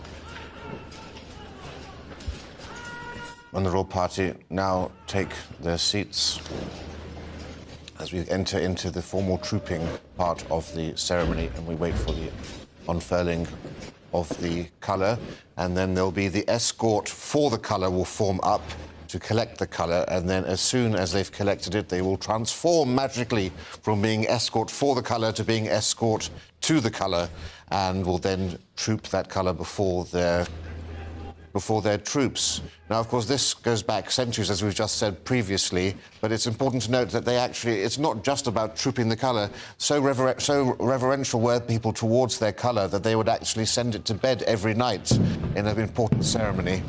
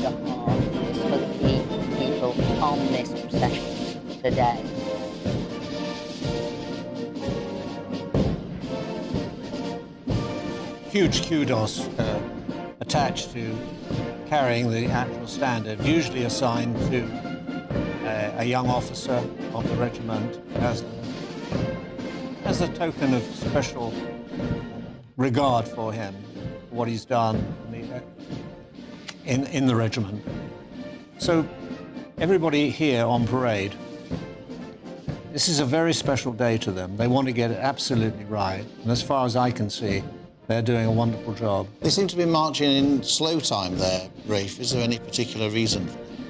Yes, so there's a combination of slow time and quick time marches, and at this point we're just waiting for the colour party to arrive, and so at this stage it's a slow march. As you said, Michael, not a foot out of place, not a hoof out of place. This has been, we talk about pageantry, we talk about perfection, we talk about what the British do well, and this is certainly it. People talk about standards slipping. They don't slip in the British Army.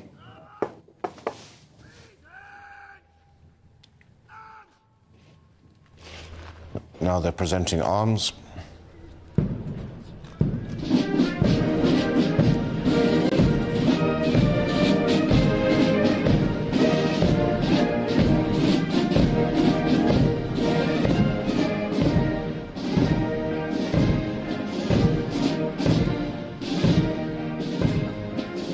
Occasion for the king now to, whereas the king will march past the foot guards and the horse guards in order to inspect them, when it comes to the mass band actually march past the king so that he can inspect them. So it's a bit of a change for them.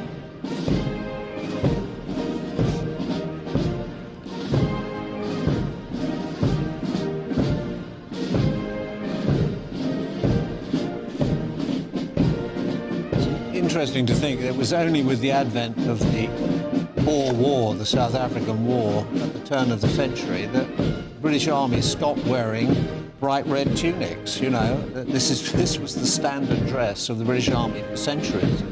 And obviously the reason for the red, Michael. Yeah, of course. And in America, you know, the War of Independence or the War of Rebellion, whichever way you want to look at it, 1776, I mean, they called the British soldiers lobster backs. Still something you hear in America occasionally. The redcoats, and that was always the one. As Michael says, those redcoats stood out very clearly and brightly against the sandy terrain of during the Boer War, which is why khaki was introduced. Although Queen Victoria wasn't a great fan of it, it's one of the reasons for the delay in the adoption of that. Yeah, she didn't want anything to change, but it had to, and not before time.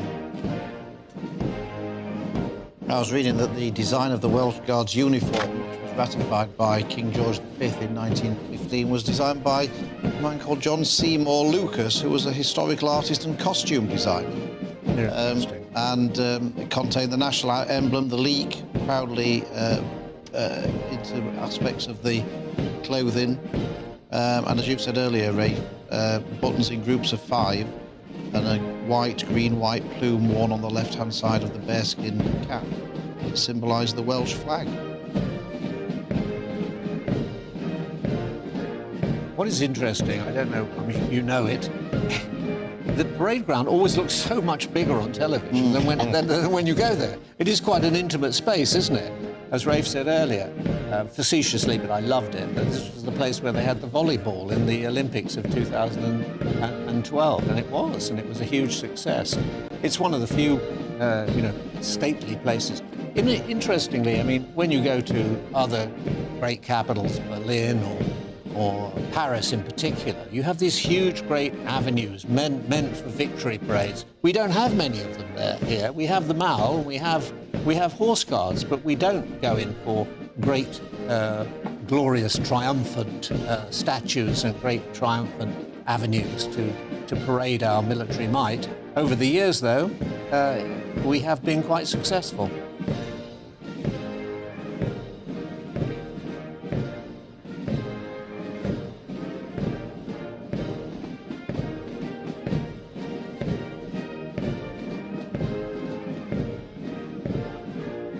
I don't know if anybody's been in Horse Guards, but what a magnificent building that was. We were talking about the architecture before, but inside, the heritage, the history of it, the paintings there, they've been there for such a long time. The great treasure of the building, though, is Wellington's desk, a reminder of that great commander, and that's inside the building there. But all of it is about underpinning the history, the tradition, and the services. I want to see you two MPs tell your cab driver to drive through that arch out this when you're going, when you're on your way to your next meeting. I just want to see what happens, because outside, of course, every day, so every single day, there are troopers from the Household Cavalry mounting guard on what was the old War Office, the headquarters of the British Army for centuries. Are you saying that we can still do that, Mike? Well, I want to check. He wants to know if we can, but we're going to be the guinea pigs to see if it works or not.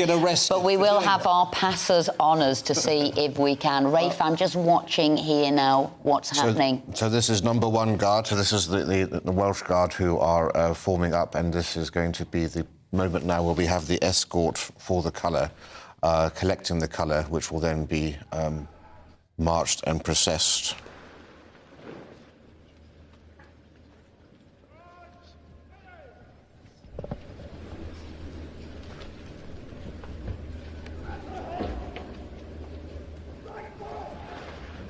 And behind you can see waiting the King's Troop Royal Horse Artillery.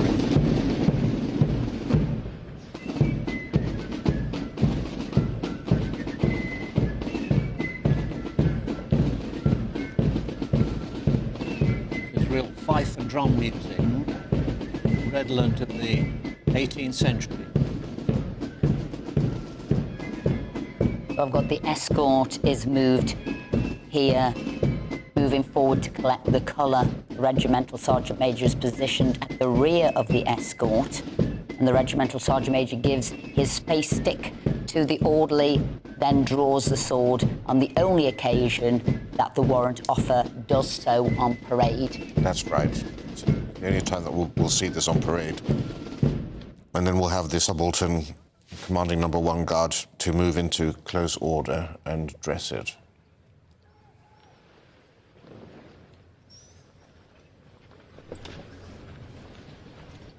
Now, even though it's the Welsh Guard who are going to be performing the escort for the colour, it's always the march is always to the British Grenadiers, which is, of course, the Grenadiers, the regiment tune, but it's a staple of Trooping the Colour, irrespective of which regiment is actually performing. Why is that, Rafe? Because it's a damn good tune, I would say. Exactly. We used to have to sing it at school, I remember. I know the words. Some talk of Alexander and some of Hercules. I won't go on. I won't go on. I know, carry on. I was going to say that's a relief, Michael, that you were going to go on. But actually, well, I will if you ask. If you insist, I will. The right flank of every battalion used to be a grenadier company. Actually, that's before it. A grenadier originally meant that you threw bombs, you threw a grenade, but that obviously. Actually, the Grenadier Guards, their real name is the First Regiment of Foot, but they then adopted the name Grenadiers, and as I say, they adopted bearskin after Waterloo, or were permitted to do so. And they still bear the grenade as their on their collars as their logo. Their emblem, yeah. Now, the bit I always enjoy, and I'm presuming we're coming up to that shortly, Michael, Rafe, you can tell me if that's right or not, and that's the massed bands perform the spin wheel, which has to be... Yes, it's amazing. It's amazing. The precision of this is extraordinary. How they wheel in the middle of the parade ground. I mean, they say this isn't written down, it's passed down from one person to the next. Exactly. But it's a 90-degree turn, yeah. It's an amazing feat of accomplishment. And, you know, you can get up to 400 participants taking part in the spin wheel, so it's a remarkable sight to see. I actually went to the first Trooping of the Colour after Her Majesty the Queen was crowned on the 2nd of June 1953. I was 10 years old. I didn't go to the coronation, watched that on a 12-inch black and white television set at home. But coronation fervour swept through the country. And so my mother said to myself and my sister, who was 11, we're going to go to the Trooping of the Colour. So we went to the Trooping of the Colour. And I remember my mother bought us a cardboard and mirror periscope, which gave us about 18 inches extra altitude. I think it was 2 shillings, which is 10 pence. And we were by the Duke of York steps. I think I saw the backside of the Queen's horse on this periscope. You've been hooked ever since, Michael. I saw very little. I saw very little else. But that was the excitement of it all. I heard the music. I heard the bands go by. I saw very little. But at least you know, all these years later, 70 years You've made later, a career out of it. I can tell you, I was there. We've been saying how skilled His Majesty is at inspecting the troops on trooping the colour. But of course, it was the Queen who was the Grand Master, or should I say the Grand Mistress of these occasions, attended every one of her troopings except for 1955. Quite a feat. That was a rail strike. And that was a rail strike, yes, which we're getting used to now. They stopped some incredible events then, and they've tried to do it this year too. Yeah, my wife checked that there was no rail strike, or else I wouldn't be here with you this morning. So thank goodness for that. And in complete contrast, Queen Victoria only attended one. That was only when they came to her at Windsor Castle, 1895. So. And you know, even at her Diamond Jubilee at St Paul's Cathedral, she didn't even get out of the carriage. I mean, people were still... She went... Well, she couldn't, yes. There's a plaque there commemorating the occasion outside the exactly. steps. That's all she had to do. In fact, on one occasion, Prince Charles complained. He said, my great-great-grandfather, Edward VII, all he had to do was turn up in a carriage. He didn't have to do anything. He didn't have to set up a charity. He didn't have to make a speech. People just adored him for who he was. That was Edward VII, you know, otherwise known as Dirty Bertie, Edward the Caresser, rather than Edward the Confessor. But he was hugely popular and gave his name to the Edwardian era, which in retrospect was seen as a golden age. And at the Queen's funeral, at that state funeral, I was mightily impressed with the military, the bands and the marches afterwards. I have to say, more so than the ceremony within the church. Slightly different. I agree with you. Do you? Much. I do agree with you. Whereas I think Prince Charles, when he then became King Charles, he seemed to spend a lot more time and focus on the ceremony within the church, the music, the singing, the choirs, and less so, I thought, on the military and the marches outside. Him in Men of Harlech, which is certainly worth listening to.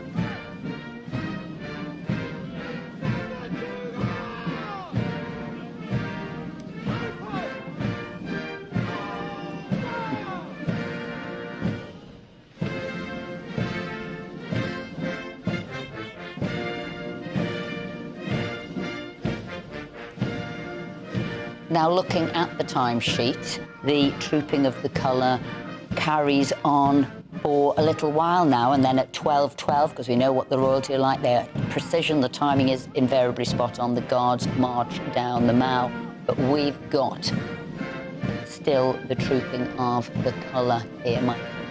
Punctuality is the courtesy of kings and queens. The Queen was always a stickler.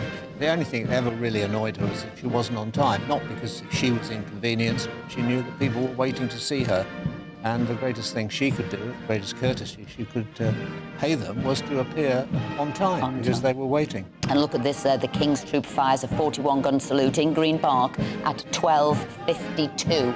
Not 12:50, not 12:55, but 12:52. The second salute of 62 guns is fired at His Majesty's Palace and Fortress. And the King's Troop, not really part of Trooping the Colour historically, a rather recent addition, but they are the ceremonial unit of the British Army. Today, of course, been superseded by tanks, but when the army was mechanising during the reign of King George VI, he wanted them to retain the ceremonial aspect, and so they continue that function, and he allowed them to be called the King's Troop, which Her late Majesty also allowed them to be called, but now they finally have a king again. Yeah, he saw a particularly brilliant ceremonial by what we now call the King's Troop, Royal Horse Artillery, and he just crossed through the name and he just wrote Kings. and even when the Queen succeeded him, she obviously kept it as the King's Troop of the Royal Horse Artillery.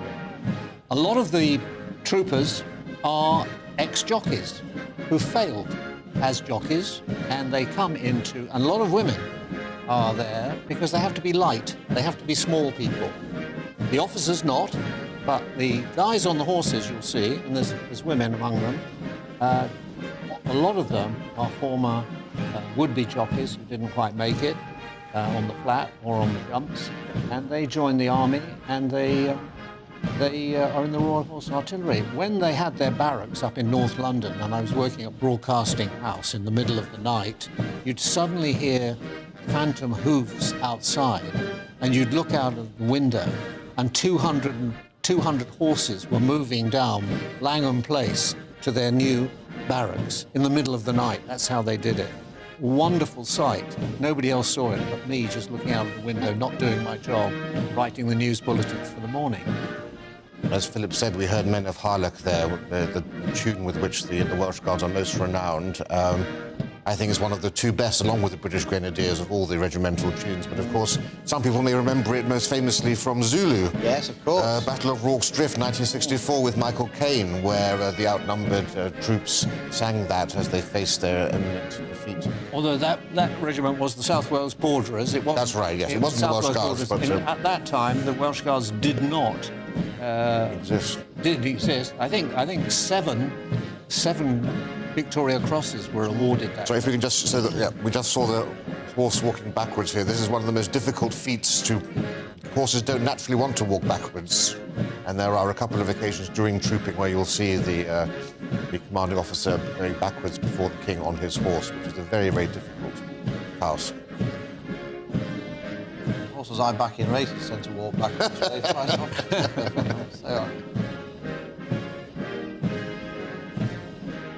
Of course, most of the, but not all, by no means all, of the members of the Welsh Guards are Welshmen.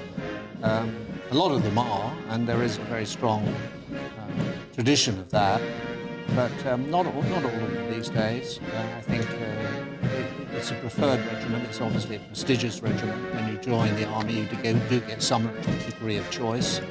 And of course, many, many distinguished people have served in the Welsh Guards. I can't think of very many, but I think of Michael Heseltine. I think he was a National Service officer in the Welsh Guards, and many, many other people. And they've served in almost every campaign that this country has ever been involved with great distinction, and something that the Principality can be very, very proud of.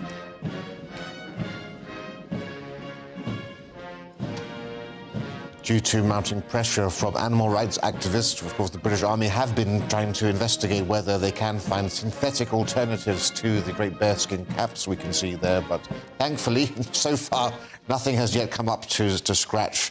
Nothing is quite as good for keeping dry in all conditions and maintaining its look as a Canadian bear.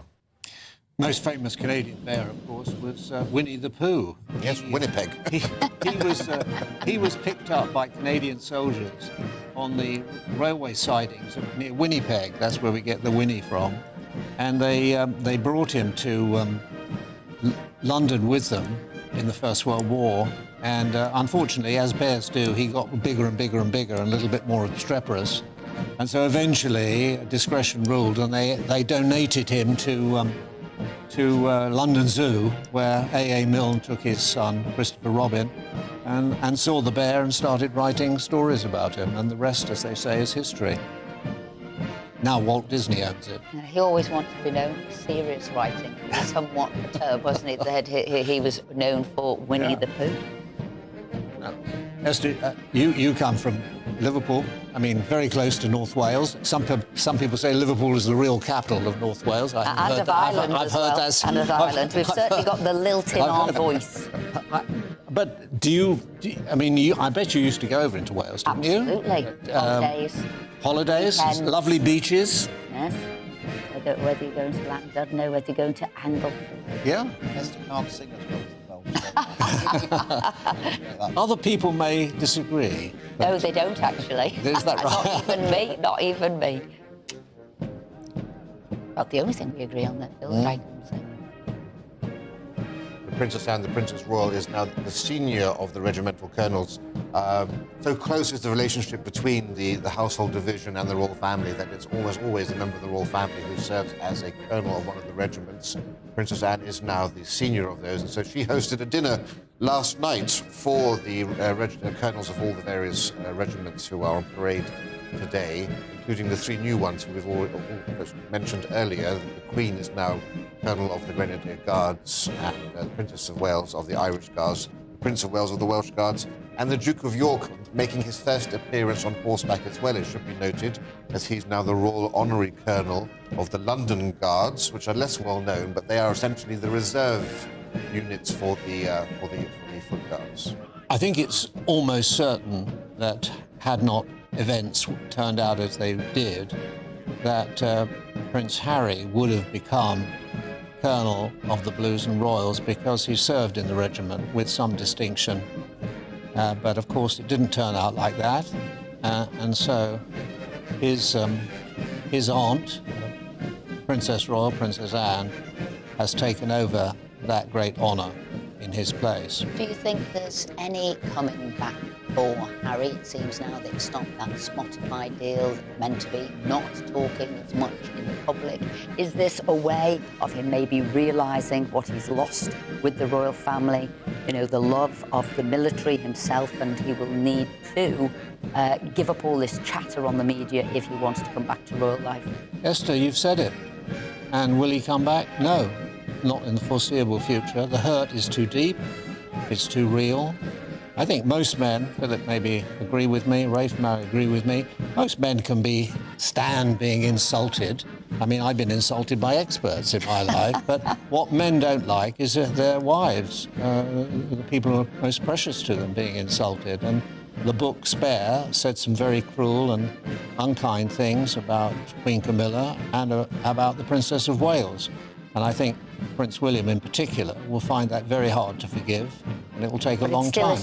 Still his son, and he has offered olive branches many, many times, hasn't Well, he? that's And he would have loved to have been there today, wouldn't he? Well, he should be, and He that's should what be. You're right, he people. should be. He was there people last feel. year. They didn't make the balcony, him and Meghan, but he was there. I believe we can go over to Cameron Walker. Hi, Esther. Yes, I just wanted to come in on the Prince Harry chat, really. Of course, it's been quite a difficult couple of weeks for him. First of all, he had that court case against Mirror Group newspapers, but then he has also been dropped from Spotify with Meghan, Duchess of Sussex. But of course, Prince Harry has a huge military background. He served 2 tours of Afghanistan himself, and I think perhaps what really struck him the most, cut him deep when he stepped back as a working member of the royal family, was the fact that he lost all his military titles. He still has a service medal for Afghanistan, and he is still clearly a veteran, but in terms of the royal ranks, he is no longer, and he has been replaced by other working members of the royal family. I doubt very much he is watching this Trooping the Colour procession, because of course it's still relatively early in Los Angeles. We don't have confirmation as well whether or not Prince Andrew is hiding behind the scenes watching this King's birthday parade. He of course is the former colonel of the Grenadier Guards, and he has been replaced by the Queen, Her Majesty the Queen. And I don't know if you might have seen shots, if you're watching on television, of her outfit, the Queen's outfit. If you haven't, I suggest going on GB News' social media account. But many people have mistaken the fact that she looks like she's wearing a military uniform. She's actually not. It's a red silk coat dress that takes inspiration from the uniform of the Grenadier Guards. Of course, they are one of the Household Division battalions. They are mostly serving, actually. They're serving soldiers, and they are currently in Erbil in northern Iraq on operational matters. But the Queen assumed the position of Colonel of Grenadier Guards in January this year, and this is reflected on the dress with the rank of insignia of a full colonel on the epaulets. That's the shoulder decoration. And the dress, I'm told by Buckingham Palace, incorporates key details from the uniform, including the grenade-fired proper embroidered in gold on the collar and the back slashes. Now, Her Majesty's also wearing a hat by Philip Tracy with a nod to the bearskin, with a grenade exploding up to a feather plume. Lots of feather plumes on display. But what you're seeing on your screen now is the march past by foot guards in slow and quick time, I believe. Following that, we are expecting the King's Troop, Royal Horse Artillery, and the Household Cavalry even to ride past the King. But this is just British pomp and pageantry on display. They have been rehearsing for a very long time. Clearly, they've had a lot of practice in recent years with Platinum Jubilee last year, which incorporated the Queen's final, the late Queen, Elizabeth II's final, Trooping the Colour. Then, of course, we had the state funeral in September, and then the celebration of His Majesty the King's coronation just 6 weeks ago. And in comparison to the King's coronation, where thousands and thousands of troops were marching and on display in the coronation procession, 1,400 taking part this time, along with 200 horses and over 400 musicians as well, actually.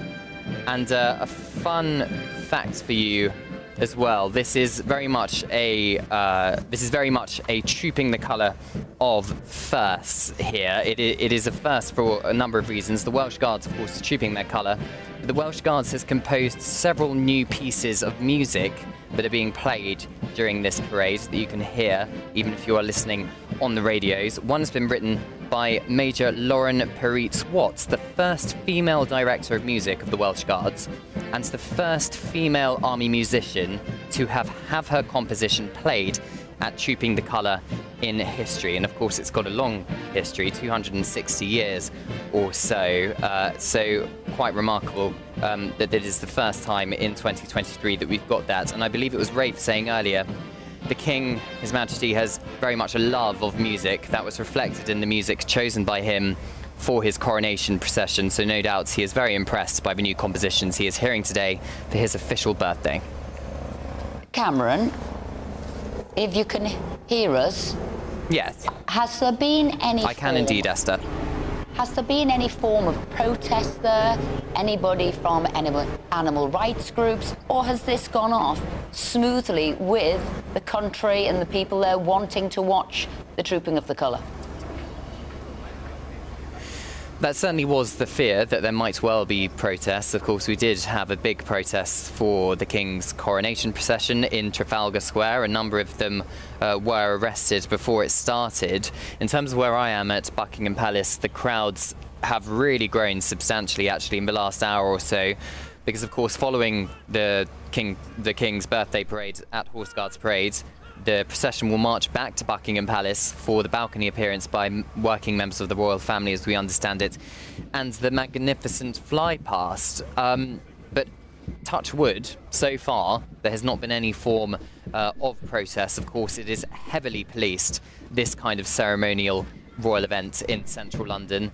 And we have the street liners from the London Guards, the first time they have done so. So soldiers on the streets. But even if there are protests, I think the royal family has this matter of keep calm and carry on, this ethos of keep calm and carry on. And if I'm just going to take you back to 1981, where the Queen, the late Queen Elizabeth II, was riding her beloved horse Burmese down the Mall towards Trooping the Colour, and one man actually fired blank shots at her, which startled the horse, but the Queen, being a very skilled horse rider, managed to control her horse and carry on as normal, and the rest of the celebrations went on without a hitch. So I'm sure that the royal family will be unfazed by any form of protest here today. A great blessing, Cameron, that it's not fiercely hot where you are down there. I haven't seen any casualties, anybody falling out and fainting, which is always a terrible thing to see, because obviously a great embarrassment to the person who falls, and difficult for the people who are then charged with rushing in to rescue them. In the old days, they just used to leave them there and used to more or less march around them. But I noticed at the rehearsals, they had some first aid people who were on hand. But going back to what you were saying about Prince Harry, I think the British Army actually was the making of him, or was maybe even the saving of him. It gave him a purpose in life. I know he felt very strongly that it was what he was meant to do, and he valued the experience tremendously. So I think he will be regretting in many, many ways that he's not any longer involved, except through the Invictus Games, which of course he founded, and as to his great credit. And when you see something like this, when you see how brilliantly it is all done, when you see the devotion and the duty that goes into something like this, it is something you can be proud of. my paternal grandmother came from Aberystwyth, maybe I can feel a little bit of Welsh pride as well. So this is the King's Troop Royal Horse Artillery, the ride past by the King's Troop Royal Horse Artillery and the Household Cavalry. The Lifeguards and the Blues Royals, they're riding past, or at least about to ride past His Majesty, accompanied by the music provided by the mounted band of the Household Cavalry. So another treat for His Majesty on his official birthday. The King's Troop leads the divisions because the guns of the Royal Horse Artillery take precedence over all other units when on parade. Why is it that they take precedence over all of the units on parade? Because of their ceremonial function and the King's desire that they retain that, giving them their status of King's Troop. And of course they fire all of the gun salutes for royal occasions in all of the royal parks and also at the Tower of London. And when a gun salute is fired in a royal park, there's always an extra 20 shots, so it's usually 21 for a royal occasion plus another extra 20 because it's taking place in a royal park. And do the soldiers in the King's Troop, do they all have operational roles in the Royal Artillery? Is that? That's a good question. On the ceremonial side, I'm not sure whether they do, but I would be surprised if they didn't have some. I think all the guns are from the First World War. They were 25-pounder field guns, which obviously the army no longer uses, but obviously uses them for royal birthdays and great ceremonials, setting up in the royal parks. And depending upon the seniority of the person, however many guns are fired. I think for the monarch it's 40, isn't it, Rafe? That's right. Well, they were and they were superseded by tanks, which is why they. They've kept this division. But Michael's quite right, you know. I mean, we were talking about the cost of this. You know, when we had the bid for the London Olympics, one of the reasons that we were told it was worth the billions that we spent on it was because of the eyeballs around the world that will be glued to the screens seeing brand Britain. Well, from royal weddings to coronations to trooping the colour, for a fraction of the price of the Olympics, we've had even bigger audiences watching royal events recently, and this just goes to show Britain at its very best. And this now, they will be leaving Horse Guards Parade. They'll be moving back up down the Mall and going back to the palace. Rafe? So there's going to be a reverse procession now as they head back to the palace, lined with tens of thousands, if not hundreds of thousands, of spectators and troops and police, all out in their finery. They will then have a small reception within the palace to thank everyone who's taken part in the higher levels, and then they will emerge famously onto that balcony for the great fly past that we're all expecting to see 70 planes that were originally going to be at the coronation. You're watching GB News, watching with uninterrupted coverage of Trooping the Colour. That's all from Esther and me today, but the wonderful Martin Daubney's going to be coming in to continue with the full coverage. Rafe and Michael will be staying here too with all of the commentary, so enjoy the rest of the ceremony and we'll see you back next week. And that wonderful flyover at 1 o'clock. Absolutely.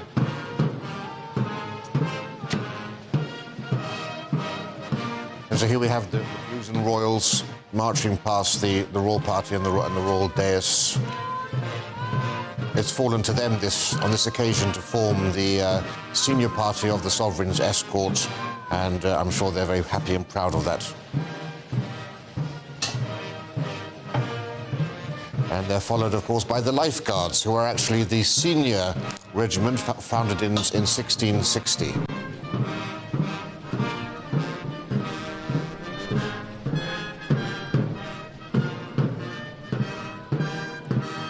The Duke of Kent seated there with his hat, which has a almost tartan-like band upon it. That's because he's the Colonel of the Scots Guards, who are also processing today. And, of course, the Duke of Kent, he served in the Scots Greys, which was another famous mounted regiment of the British Army. Their charge at the Battle of Waterloo, an ill-fated charge, but a very gallant one, is remembered in portraiture, photographs and artists' impressions for ever since. Not photographs, because that didn't come in later, but artists' impressions of what went on. And he's there, had ridden very, very many times in the in the trooping, but not now. He's getting old, but he's still there. And as I said earlier, he has a wonderful voice. And if ever you have the chance to hear him speak, it's a treat. And still serves as Grand Master of the Freemasons. Yes, well, there's always been a member of the royal family near the very top of the Freemasonry in this country, going back many centuries. Okay, coming in now, good afternoon to you. This is Martin Daubney. I'll be here for the next 3 hours, and of course for the final hour of this epic pomp and ceremony. What a fantastic spectacle we're seeing here. And the weather's great. Not too hot though, gentlemen. Because I was fearing, like we saw earlier in the week, we might be getting a few of these guys getting sunstroke. But it's actually beautiful out there, not too hot, lovely crowd, and what a fantastic day so far. Been a huge blessing that it hasn't been fiercely hot, because very, very uncomfortable. And I know the King doesn't like to be too hot too, and it's quite an ordeal for him as well. Obviously, he wants to make sure the first trooping as King goes smoothly. There we see the King's Troop of Royal Horse Artillery going by. All skilled horsemen. Very many of them join the army after being jockeys and perhaps failing in that profession. They come in and they serve with great